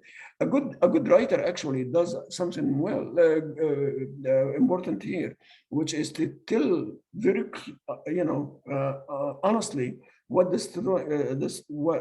key points, the strong points about his or her design or her data collection method, and the weaknesses. You put them up front so that don't wait till the last minute and trying to hide it, because people will see that. You need to say, well, even though this setting imposes all of these limitations, it has the following advantages. And on the whole, that we believe that adds credibility to our findings and all of the stuff good stuff that you will do. Again, in graduate schools, they tell you how to do measures. And again, you need to cover the dependent variable. And the thing is, in each one of these, you need to describe what exactly you did, why you did it the way you did it, just very briefly. If you take a measure that has been done in the literature before, provide studies that have done that just to make sure you connect to the literature. It also enhances sense of reliability and validity and so on. Again, as I have mentioned, and I think a lot of us in graduate schools, whether it's survey data or whether it's experiment, all of us deal with the independent variable and the controls and so on. So here is, this is a traditional way of doing this, a good way of summarizing this. So the different constructs the person used, how many items, the numbers behind each one of these 3 items each. Obviously, this was a survey, the mean and standard deviation, okay, or stuff like that, and the sources that they have gotten it, and so on. Again, it gives you a very quick summary. You don't have to always do that, but now papers are becoming more and more lengthy and complicated, so that helps a lot. A lot of people put it as an appendix to make it easier on the reader. Okay, yes, let me see what, there is a comment. What can you remember? I'm sorry. So what's, how to choose? I think I already answered that. Maybe introduction contains, okay. I think I answered that. Okay. Again, you need to provide information about descriptive statistics. Again, you need. This is one of, sometimes, even though it's the easiest section to write, it is one of the worst written sections because it's written like by machines for machines. You know, table number 1 shows descriptive statistics, and you're gone. Correct? It doesn't tell me a lot about, look into the, I looked at the sample, here is the average, these companies compete in this industry and this industry and this industry. This is the average age, which means this, their standard deviation, ownership structure. You need to provide more context to that so I can understand. Again, analytical approach, which approach they were using. Econometrics is taken over the field in every possible way. And again, because of the issue about identification, trying to identify causality. So whatever you need to do is you need to tell us what you have done, why are you doing it, how would you have done it, because there are different versions, for example, of some of the statistical techniques. You need to be specific about this. So again, you know, cite the literature connected to previous practice in that area and so on. That becomes easier. I'm not going to complain, because the more I complain, the more I get stuck on the screen. Okay, if you have survived all of this, you get into the big section of the paper that many of us look forward to, which is the discussion. In the discussion section, you have more freedom than other sections. That's where a lot of people, there is wider variability. But generally speaking, it's a good practice to start by restating what the purpose of the study, you know, the 3 areas that I talked about. A big debate in the literature is this. In this study, we try to resolve this debate by doing this. We asked the question this. We studied 500,000 Indian companies that are engaged in outsourcing, and we found this and this and this. Very quickly, you can summarize the big debate, the purpose, what you have done very quickly. So all of this in like the first paragraph or maybe 2. Okay, now there are different ways you can go from there. One way is to look into the results hypothesis by hypothesis. Said we developed 4 hypotheses, and we're going to discuss each one. In the first hypothesis, we predicted this, and we found no support for our hypothesis. We think that's because of this and this and this, or the results mean this for theory, or the results seem to contradict the RB tenant, but they're in support with agency argument, for example. Or the result, we don't know what the results mean, but may be unique to our sample because of this and this and this and this. So you can be very honest about that. So you can do this hypothesis by hypothesis, okay? Or you can take the broad findings. Like there are 3 key findings from the study. One finding is this, consistent with hypothesis number 1. Second major finding is this from hypothesis 2. Number 3, do not ignore negative hypothesis or negative finding, meaning that contradict your results or do not support your results. Actually, this could be a motivation for the field to look into this for future. One of the things that you know, I said, be direct, be honest, be straightforward and transparent, but also in explaining your findings, you have to go back to the theory that you used. Maybe you also speculate. Here we have more speculation allowed because we're going beyond what we're sticking to the data that we have done and the findings, but we're going beyond that. Okay, moving forward. Okay, here is, maybe we should consider this interpretation. Perhaps had we done this differently in terms of doing this and this, or had we controlled for this variable, we would have done this. All of this actually try to open new frontiers in terms of doing the questions. Okay, there is a comment. Let me talk about this and see. Do you think that the research should introduce the instrumental variables in the variable tables? Thank you. I don't know what instrumental variables in terms of Causality, is that in terms of identification, you mean? I don't know who wrote the question about instrumental variables, because there are two different meanings to instrumental variables. Okay, if you're able to write me a note, I will respond very specifically to that. Okay, in discussion question again, one of the key things as mentioned is what the contribution. Do you offer new theory? If your results offer new findings, that's great. Do you extend the existing theory? You need to be clear about this, and we talked briefly about this. Do you challenge existing theory, and in what ways, and so what difference? Do you offer new data and findings? So what do they tell us that we can use from here? Do you offer or introduce new constructs that other researchers can be use in future studies? And again, what the contribution of that? Again, how important is this for us moving forward? So here is the challenge. We're looking back into what we know from the literature and then looking forward at the same time. Okay, based on this finding, what do we revise in terms of what we know?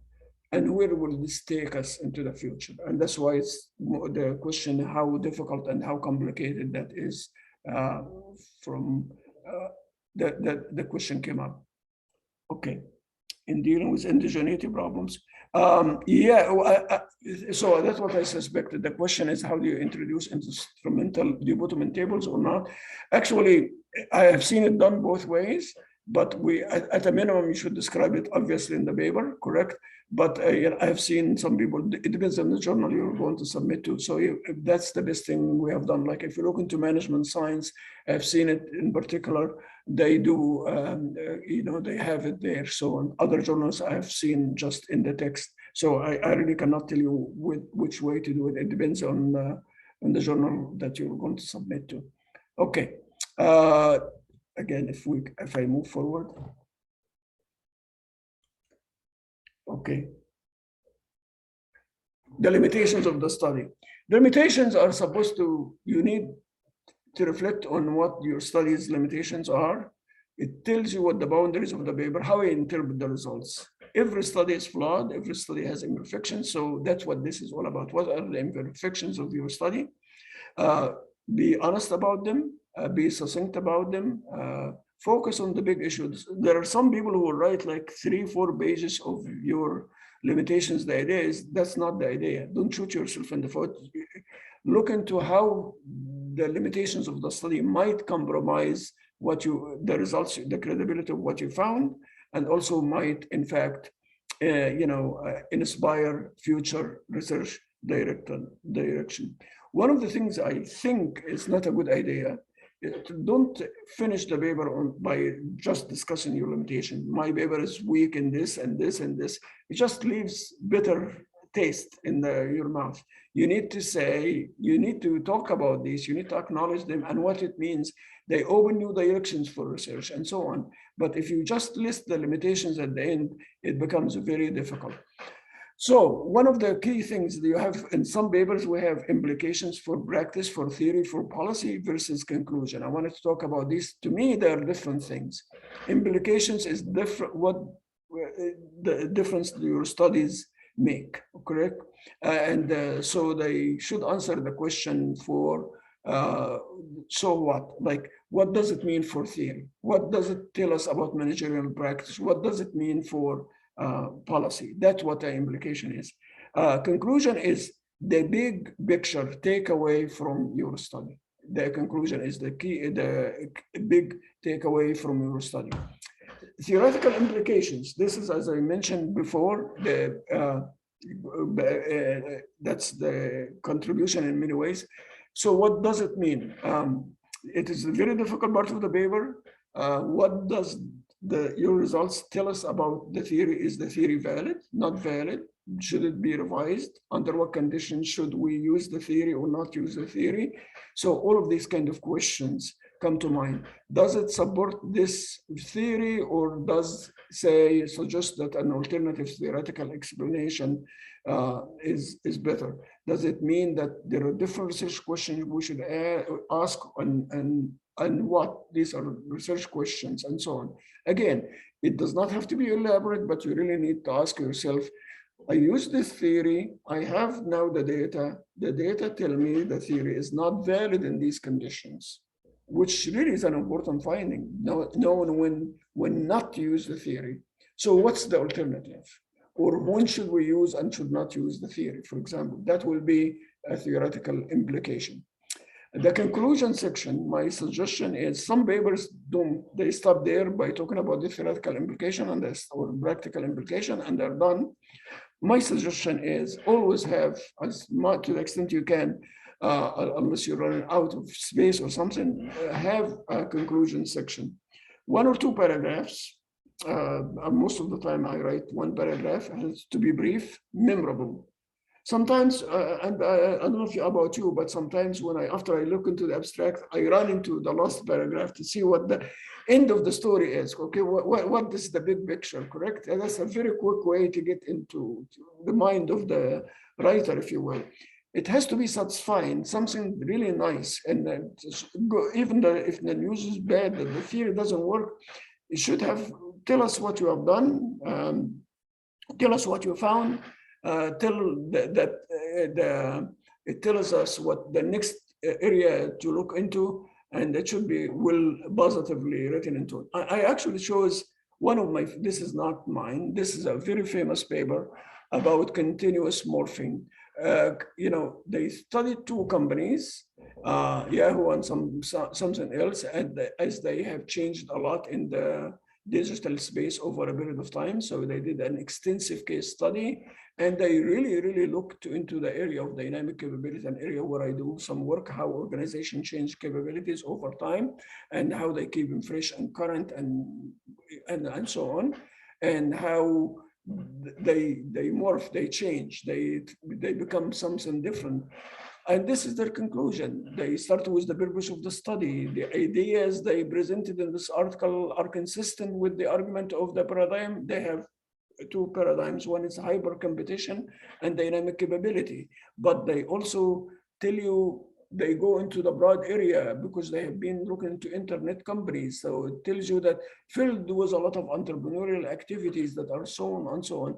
If you read this, actually, if you read the paper, it's beautifully written from beginning to end, but at the end, they do exactly this. They give you what we have done, what is the big issue, what's the key takeaway, what it means, and it's positively worded. Okay, this is, believe it or not, is the last, I think it's the last, close to the last slide, I guess. The title of the paper. I think everybody knows the title of the paper is like, that is the attention grabbing, something that has to be really nice. It has to be short, it has to be descriptive, it should be catchy and exciting. For me, the title should summarize what the article is all about. If you look into the title, generally speaking, what the paper is all about, correct? Like if you're going to an action movie, you know what I mean? It's an action movie, correct? From the title. If it's a love story, from the title and the pictures, that's a love story, correct? Or something like that. If you look into a tragic, like the Titanic thing, again, you can, from the title, you can do that. So I always, like I do with the abstract, I always have a tentative title, and then I go back and revise again and again. This is, I think there is a comment, and then I'll go over this set of slide. Do you recommend drafting the discussion and studying implication in a separate chapter or embedding it in the limitation and conclusion set? Well, for me, I don't know if you're talking about a paper versus a dissertation chapter. The discussion is one bar. So the discussion is a big section of the paper, and the conclusion and the limitation are subsections of the paper. That's the way. And if it's your thesis, then it might be your advisor, and you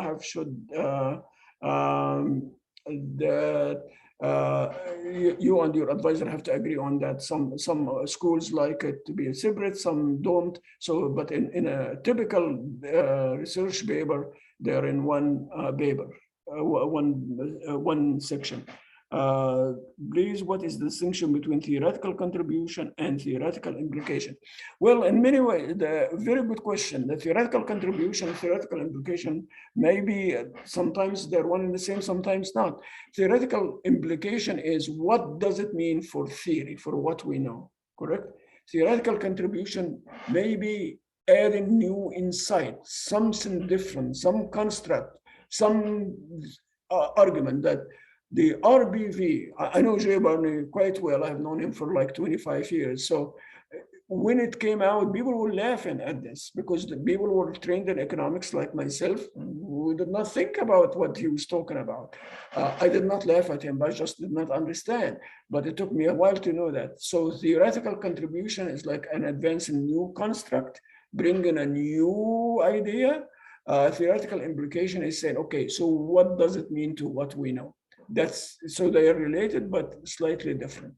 In conclusion, this is the last, that in conclusion, and that's one of the things about writing papers. It's like good speech. I said, however good your speech is, you need to have, something that people will know that it's coming to an end. And so if you are making a bad presentation, say in conclusion, everybody will wake up and will watch this. So I'm doing the same.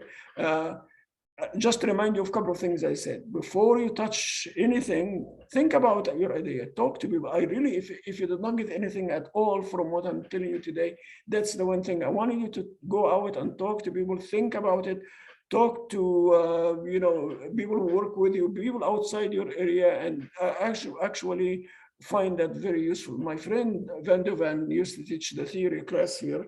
And one of the things he did insist on all of his students going out to talk to managers. This is first year Ph.D. student.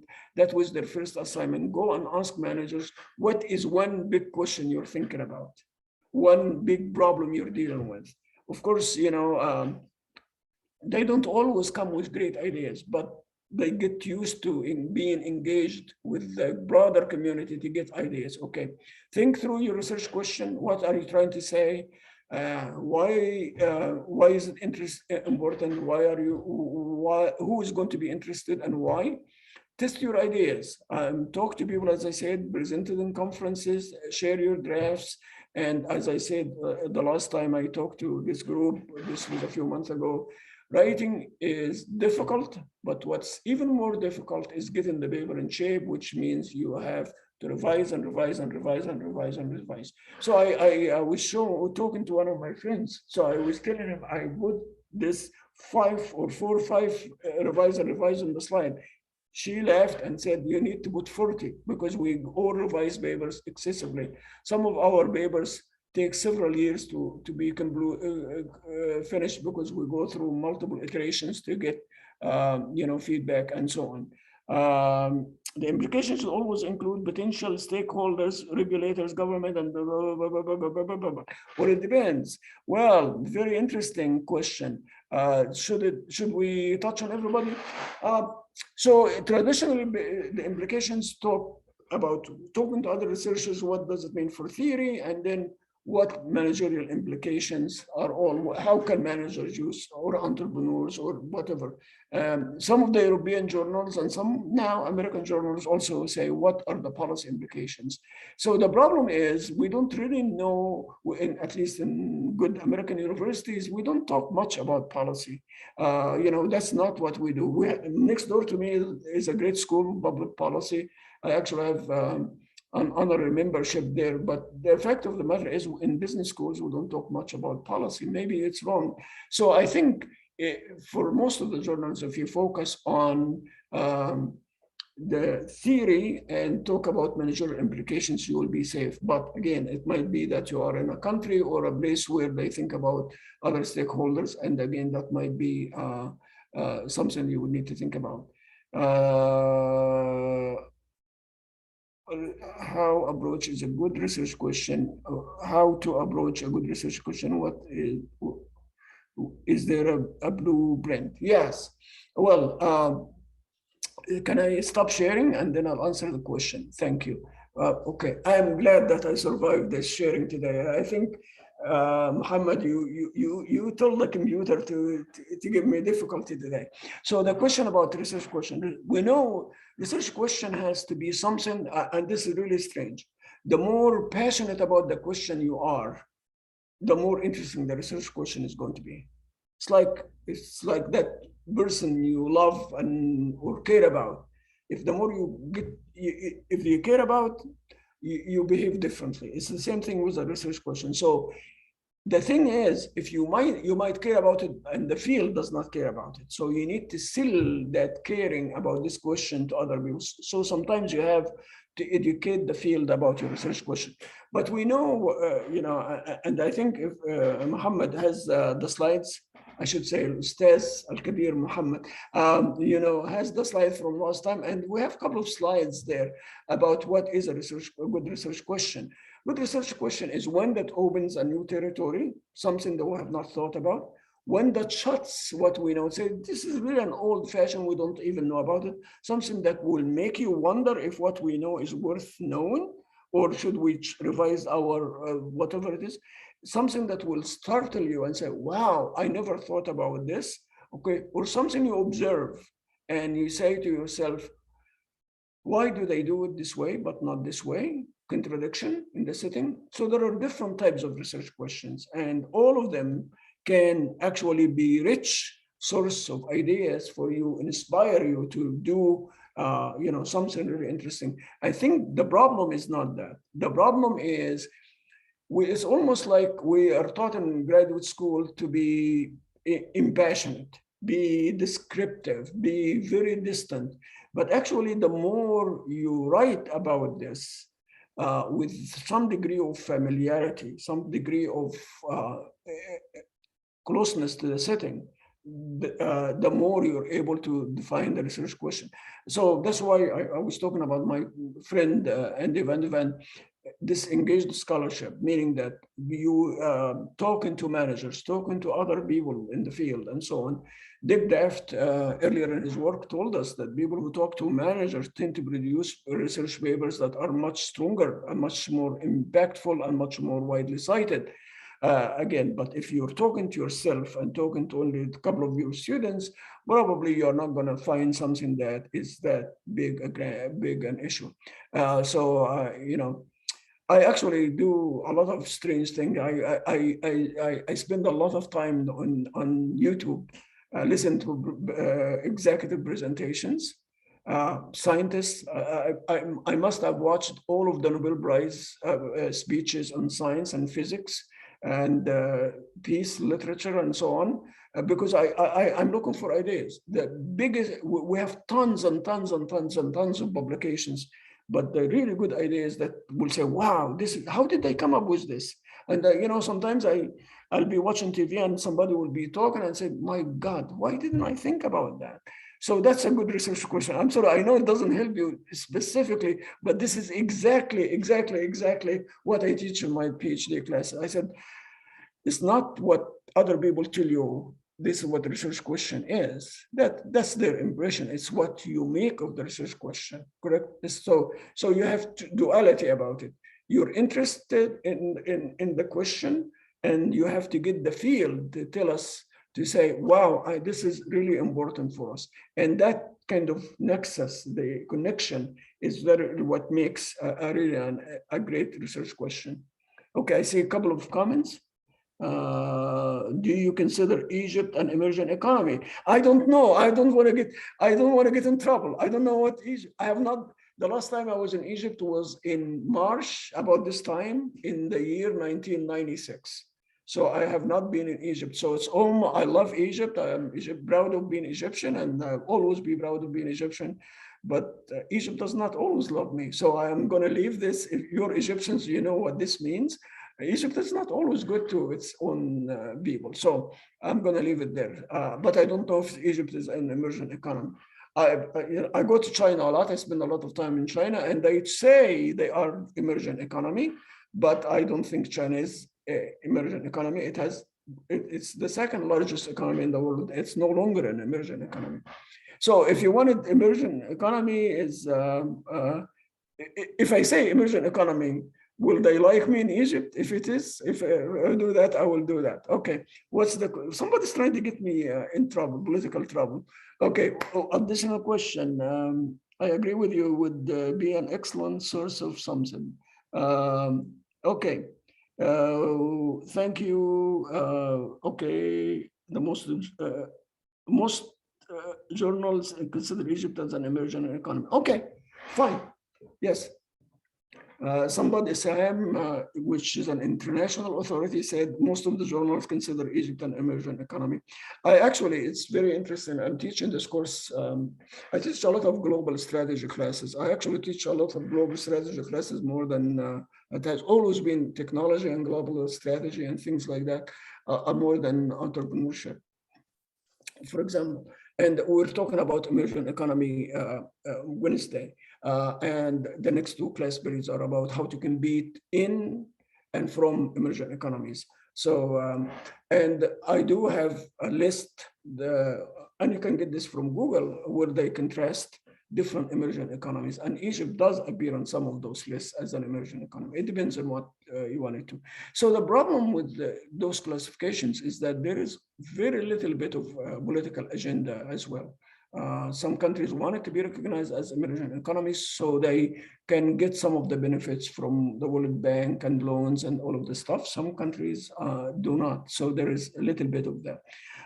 Professor, if the point of the study is to disprove the existence of specific relationship, how would you do this in the most journalistic, statistically significant results? Okay. Very interesting question, difficult question. So the question is, journalists tend to like results that are supported, correct? So if you are trying to show something that does not work, journalists are not likely to be open to that, correct? Generally speaking, that's true. Again and again, we have seen this bias in the literature toward positive results. So if this happens, this will happen. If you come back and say, no, it doesn't happen. So the best thing about to answer that question is to show when it does not happen and why. So the problem is with the studies that show negative is that you cannot prove negative. But if you show it does not work in certain conditions, then it becomes much easier. I have produced papers that say the results don't work, correct? And actually, some of them are widely cited because of that, because they have done that. So it is not that I intended to disprove that, but actually I showed that it works this way. In this case, it does not work under these conditions. And if we revise these conditions, then the results would be quite different. So, but the bias that you're talking about is in fact there. The reason why it is hard to publish studies with negative results, because as I said before, every study has limitations. So we don't know if these things have not been disproved because of the limitations of the study or alternative explanations that are not easily inferred from the results, like omitted variables or a misspecification of the models or things like that. So it becomes very, very difficult, Okay. Do you have a channel on YouTube or any other social media account I would follow? No, I don't. I just watch other people. I live vicariously. I love people who do strange things. I love people who are daring and do strange things because I spend most of my time behind my computer. So I don't. I don't have many. I only have, my wife is the one who has all of these things like Facebook and Twitter and all of these, I don't. I actually try to hide away from people as much as I can so I can do my writing. So, but when I am looking for something, I do look, I like things that are different. I like things that are different. Okay, I have a related question. How serious is it if the results are not significant? Very good question. This is really an important question. The question is, how serious is it if the results are not significant? More and more journals good journals actually are publishing papers where the results are not significant. Okay, but I think the answer to the question is a little bit more complicated than this. If we can trust that you did the right things in your design, sample selection, the analysis, then we can accept that the results are not significant. The problem is, as I mentioned a few minutes ago, is that omitted variables or variables that you do not include in the model, or the model is specification, or you're using the wrong sample, can make the results kind of look funny. And that's why it is, but more and more journals realizing that again, and that's why we're seeing more and more attempt at replication across disciplines. Okay. Good questions. You're making me think today, which is really very difficult. Okay, is it important always to have a robustness test and multiple alternative ways and so on? Yeah, very another important question. In my generation, it used to be when I was an assistant professor, we were pushed to talk about the limitations of the study and so on. But now, a lot of the journals, in the strategy field, for example, and if you look into a department like mine, we probably were among the kind of the strongest in using econometrics and all of this stuff. So a lot of my colleagues were trained primarily in economics and sociology, and they brought this tradition into strategy, and they have been pushing for a lot of this stuff. And if you look into back for the last 15 years, it has become a big wave now in strategy, entrepreneurship, and supply chain, and all of this stuff. So more and more with that comes from the economic tradition. Robustness checks are becoming more and more.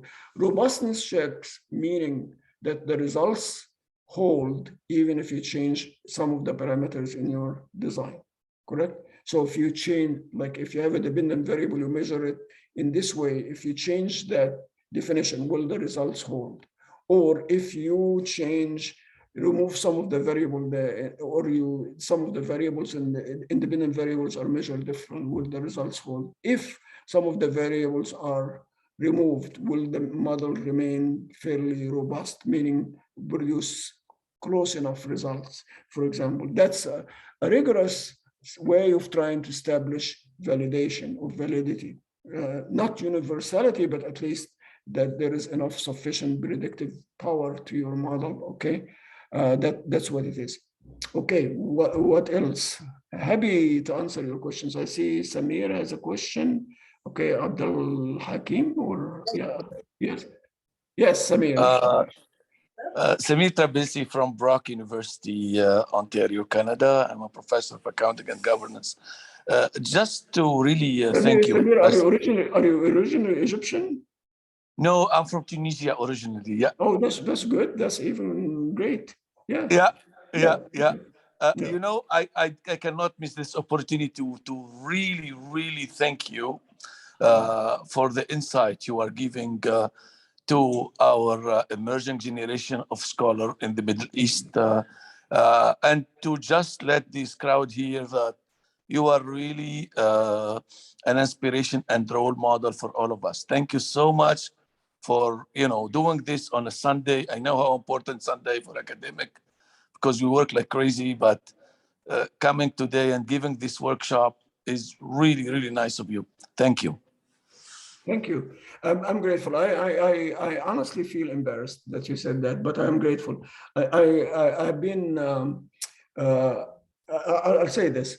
One of the strangest things that happened to me multiple times when I was an assistant professor is I will be in a I used to be embarrassed when I go into conferences because I was doing so badly.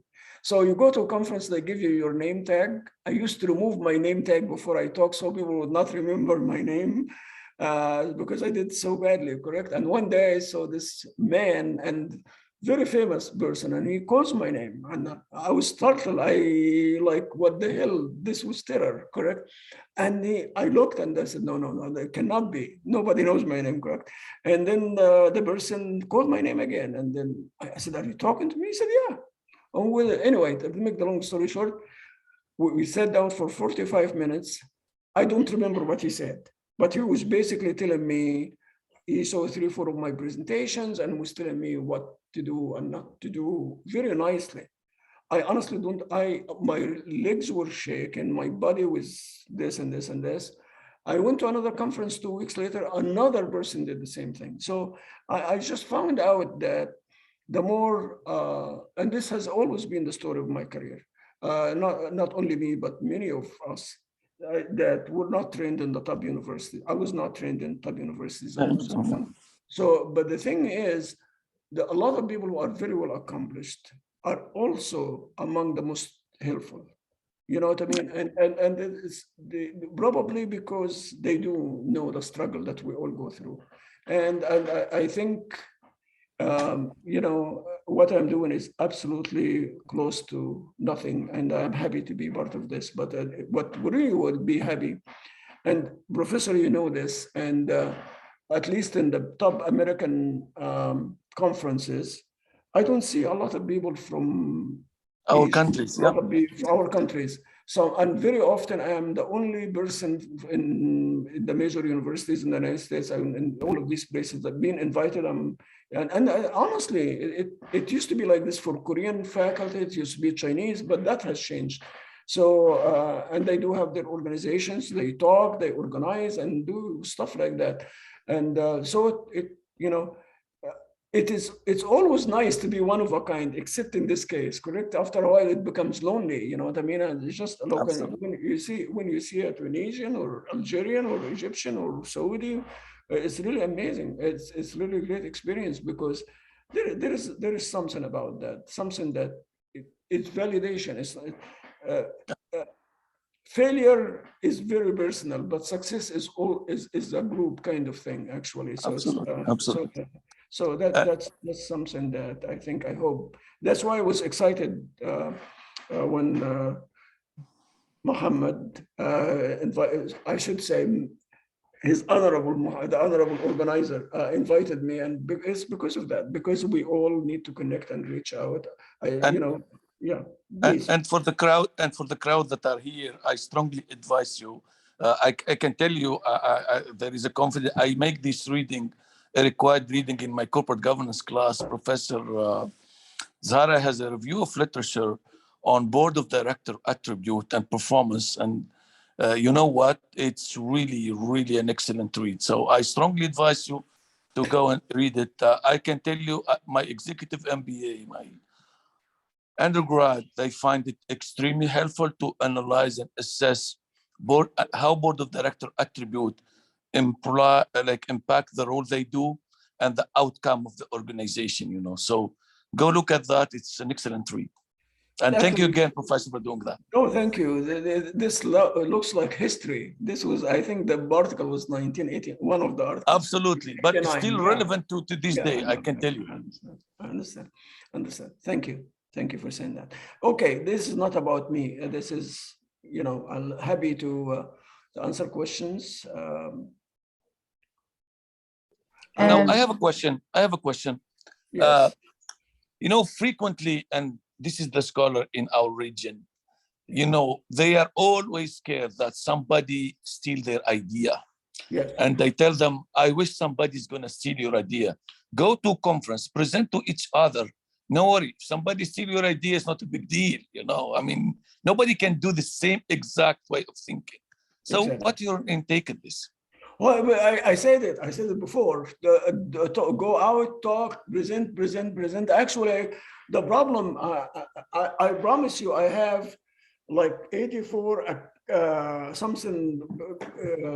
entries on my iPhone. I keep this notes on my iPhone because I talk to myself. I go out. So the thing is, ideas are plenty. And if somebody steals your idea, you can do it better, or you will come up with a different idea. And I honestly don't remember people stealing ideas. I have not seen it. I have not, you know, I'm sure it does happen to some extent. I think it's much more of a cultural thing, correct? That people are afraid of your neighbor knowing what you're doing or how much money you have in the bank and all of this stuff. So I think the more openness you are, and you know, you don't trust yourself, because if somebody steals your idea, you can come up with a lot of ideas. And you know, I honestly believe that. And I can give you a book of ideas, you know. So one of the, talking about articles, that one of the articles that I read many years ago, it's not mine, I don't read my work. That's the good thing about my work. I write it and I let other people read it. I really don't want to read my work. I get afraid because I would not like what I've done. So, but one of the articles was about from Harvard Business Review, and it asks a very simple, stupid question.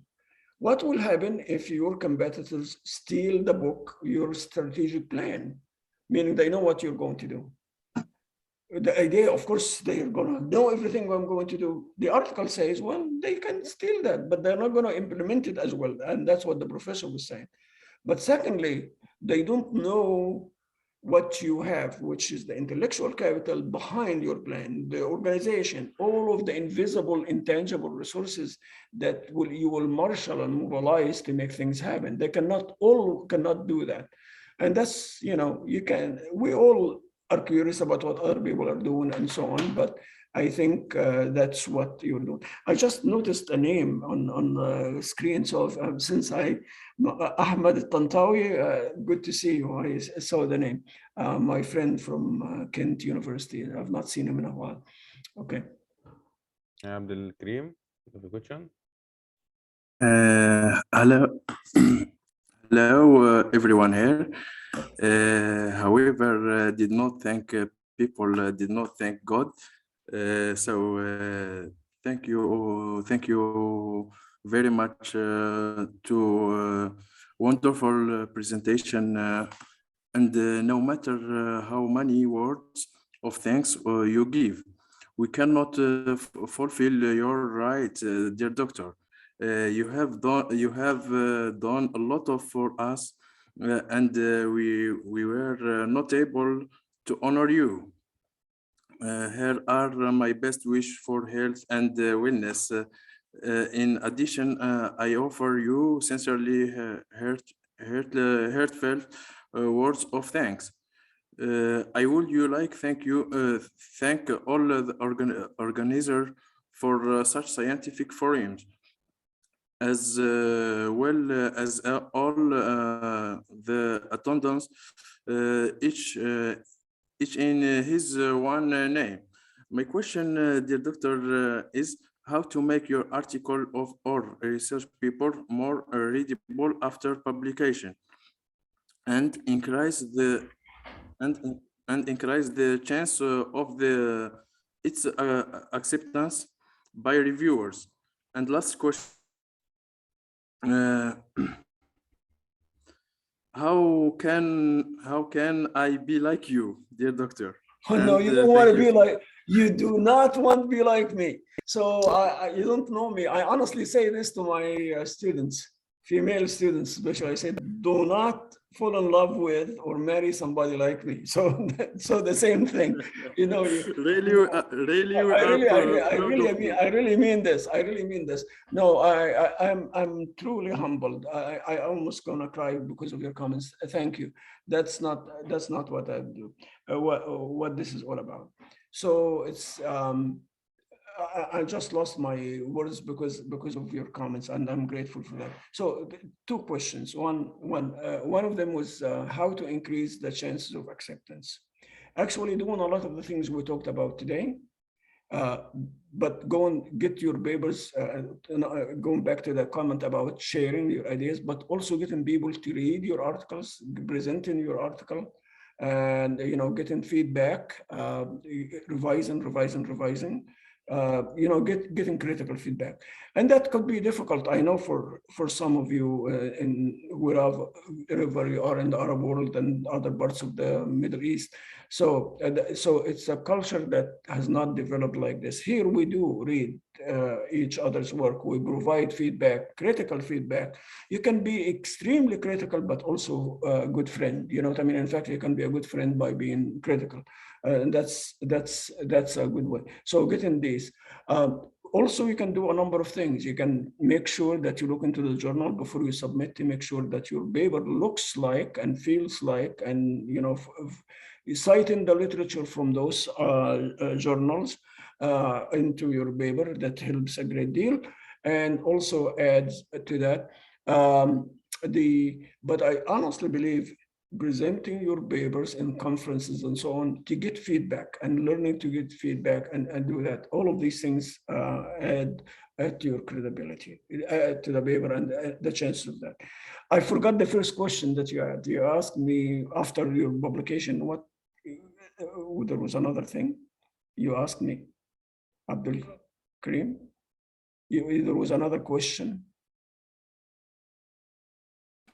How to make your article research paper more readable after publication? Oh, okay. Oh, this is good. This is good. Yeah, very, very.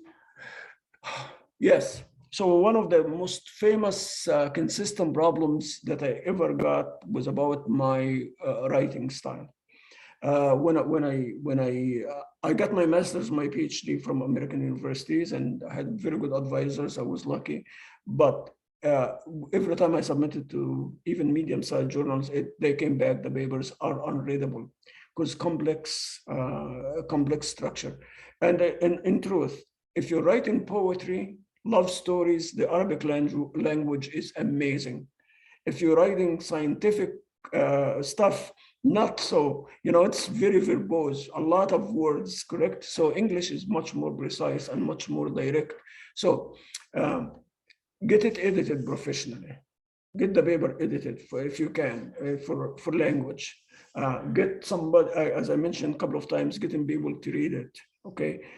I actually find out that the more you simplify the writing, the easier it is. When you write, use a lot of examples, graphs, illustration, anything that will make things easier to follow.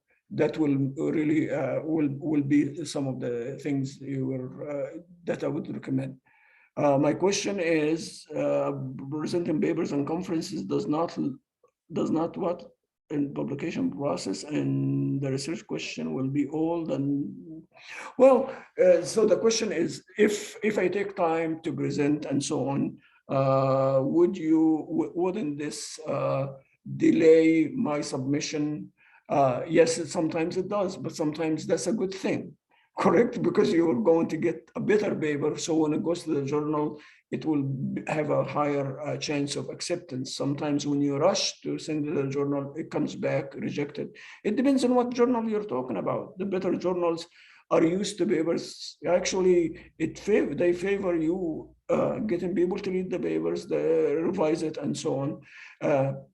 I think it depends on your time frame. In my case, for example, I'll be working on multiple papers. Some of them are 3-4 years in process before I even dare to submit them to the journals, because you want it to work on the limitations of the paper before you send it out. And that's again, this is my job. That's what we do for a living, correct? And so I know that I have to manage multiple projects going on at the same time, and that's part of the process.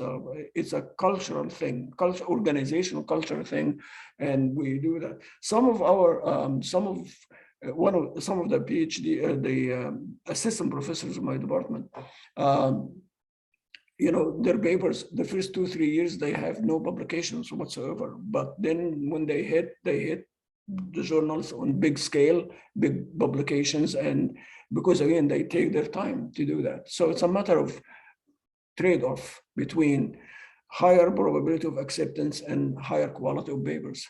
I think the problem is you wanted to finish it and you wanted to send it out tomorrow. So I know you wanted to get it off your desk, and I really do understand that. I have done that earlier in my career as well. Yes. Okay. Saham, you have a question? Saham. Hi, Shaker. Thank you so much for this very informative presentation. It's actually not a question. It's more of comment on what you have said a lot. I've learned a lot today, and more specifically, I want to comment on something because usually there are two or different schools when it comes to writing your paper. Some say you have to start from the literature and see where are the gaps and how you are going to fill that gap. And others say that you might get inspired from reality and from, working with entrepreneurs or whatever phenomenon under study, and then you can go to examine that phenomenon. So I see that you clearly mentioned both schools, and both of them are fine. because I struggle with that issue at the moment, because usually I have experience working with the startups and entrepreneurs, and usually I get inspired from a real phenomenon, and I ask myself, oh, that's really interesting. So how can I, how those entrepreneurs survived with resource scarcity, and I go and I do that. Or maybe another topic, I feel like it's, for me, it works really well. However, some people say, oh, this is really wrong approach. So, well, yeah, so some of the people who don't publish well always make that distinction, correct? They always like wanted to sound more theoretical than they should be. So for me, I, as you said, not only said it both ways, I have used it a lot both ways, correct? I have started, but in the example you have just given me, I can easily accommodate this. So, you know, you can start by and defensive analysis. You have seen one of his presentations recently, I know, online. So, but I sat in his classes many years ago when he was teaching the Ph.D. seminar on theory. This is 14 weeks of theory building. Amazing person. But what he does, he has this 5-paragraph approach. He calls it, let's say somebody by the name Adam called in sick today because this and this and this. And they said, people like Adam, there are 425,000 people who call sick every day, correct? It's a big problem. So this is the story. And then the issue of how employee absenteeism due to illness is very widely discussed in the literature. So-and-so said this, so-and-so did this, and one explanation that how to deal with that issue has become really a big research question. So what he started with the phenomenon, started kind of generalizing into a research question, and then starts into the theory. That's one way. You could easily reverse that. One of the most serious problems organizations encounter, according to so-and-so research and organization says, you know, one of the most serious problems is this, and so on, so on. In fact, the United States Department of Labor or the Norwegian Department of Labor says X number of employees and discuss companies this, and this raises the question in the literature on that.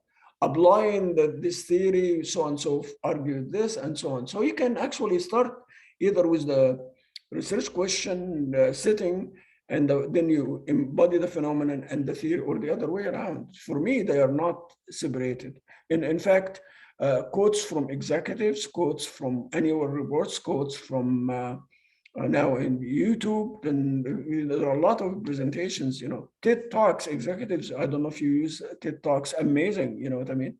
One of the most amazing things, and this is, it's stuck in my mind. I was coming back from China, and I saw one of those talks about this guy does not own a clock, does not have a watch, does not have a computer, and he never misses a meeting. You know what I mean? And that's what his talk is all about. Yeah. So you might not see this. I have a clock, I have my iPhone, I have to make sure that I'm managing my time. So I'm just trying to figure out, how does a person do this? Then I remember, you know, the time when we did not have all of these technologies, and we did very well. So I started with this phenomenon. I'm actually thinking about how do organizations that don't follow the normal clock function. It's not the technical chronological clock like we all use in terms of managing time, but in terms of the culture, organizations that don't move with the market, they are actually slower or faster than the market because of that. So I'm kind of, from that one observation, I generalized it into a bigger question. I don't know if I'll ever write a paper like this or not, but it's one of the things I've been thinking Very about. Inspiring. Yeah. I'm just worried. I have all the time for you. I'm not sure about your time. But I do have the time as much as you want. Any questions, any comments? Any questions or comments? How to contribute to research in a novel manner? Well, that's what we have been talking about all day today. How by answering a different question, coming up, even just asking a question we have not asked about before. offering a very startlingly different answer. That will be really interesting. So there is research and there is publication, correct? So I think a lot of us are engaged in publications, but publications that we forget because it just do not tell us a lot of newness. So it's like how to produce research that's novel and impactful. That's the kind of question. Things that stick in your mind. You know what I mean? It's very different. So yeah, studying subjects that people did not want to think about. So here is a subject that I don't know how it is in Egypt or in the Middle East right now. In the United States, sexual harassment is a very big issue. And I'm sure there is a Me Too movement in Egypt. I know that. And so the president even talking about that, correct? But in the United States, also questions about sexual identity, transgenders in the workplace and so on. How is this going to change the workplace, for example? That's something I'm sure there will be a lot of research on that. So it's a kind of, whether you study it, whether you agree with it, you know, or not, that's not what I'm talking about.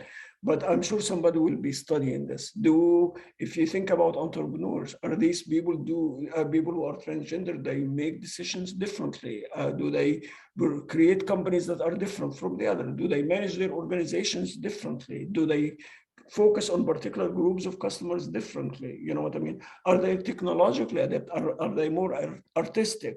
So a lot of these things that, again, that will be again, I'm not encouraging you or discouraging you from studying this, but that studying a phenomenon that has not been well studied that will be a contribution, correct? You take about, we have millions and millions of refugees from Iraq, Afghanistan, and now Ukraine, and of course Libya, and all of the Yemen, the war in Yemen, all of these places. Refugee entrepreneurship, for example, a topic I would never have imagined, but I know several people are studying refugee entrepreneurship and how different it is, and so on. In fact, my friend Gary Bruton from Texas Christian University and I collaborating with some people in Turkey because they have hundreds of thousands of refugees from Syria, and these people are stuck, and all of a sudden they're in refugee camps. They never bargained for that, but they're starting to create business, you know what I mean?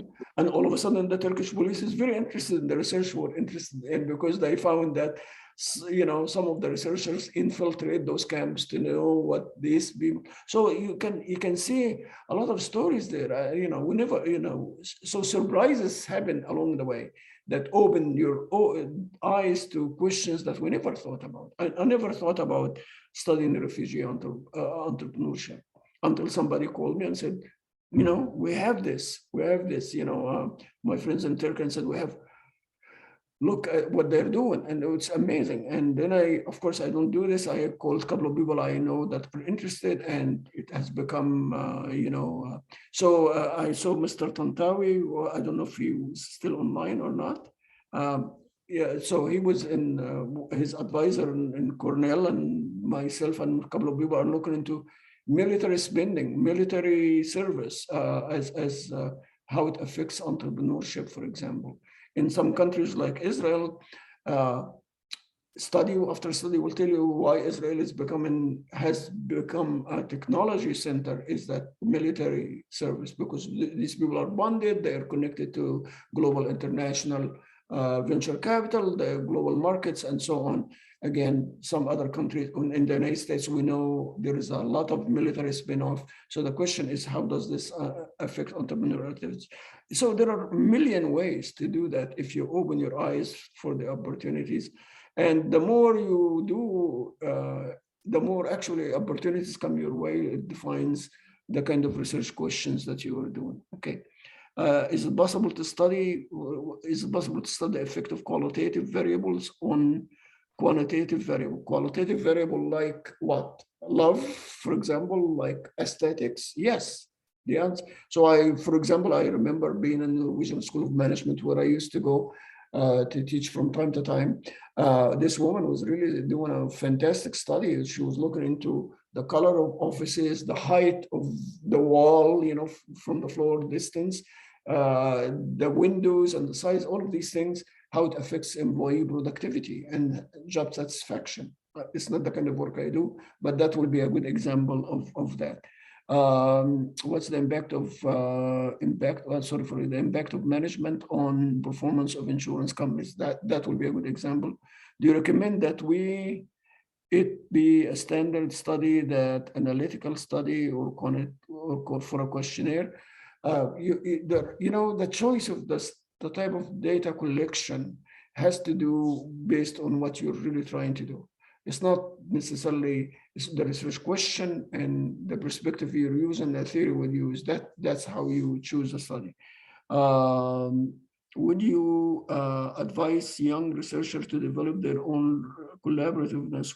What do you do? Yeah, how do you develop a collaborative? I think that's one of the things that are missing. If I see that in the Middle East, where I come from, in fact, the new editor of Journal of International Business Studies was talking to me about this about 2 weeks ago. We don't see a lot of papers from people from that part of the world. We did a presentation at the Academy of International Business in Dubai. At the end of the presentation, this woman stood up and said, "Who gives you the right to come and tell us what to do?" I said, "You're right. I don't have to be there. I'll go to China instead." So I didn't say that, but I thought that way.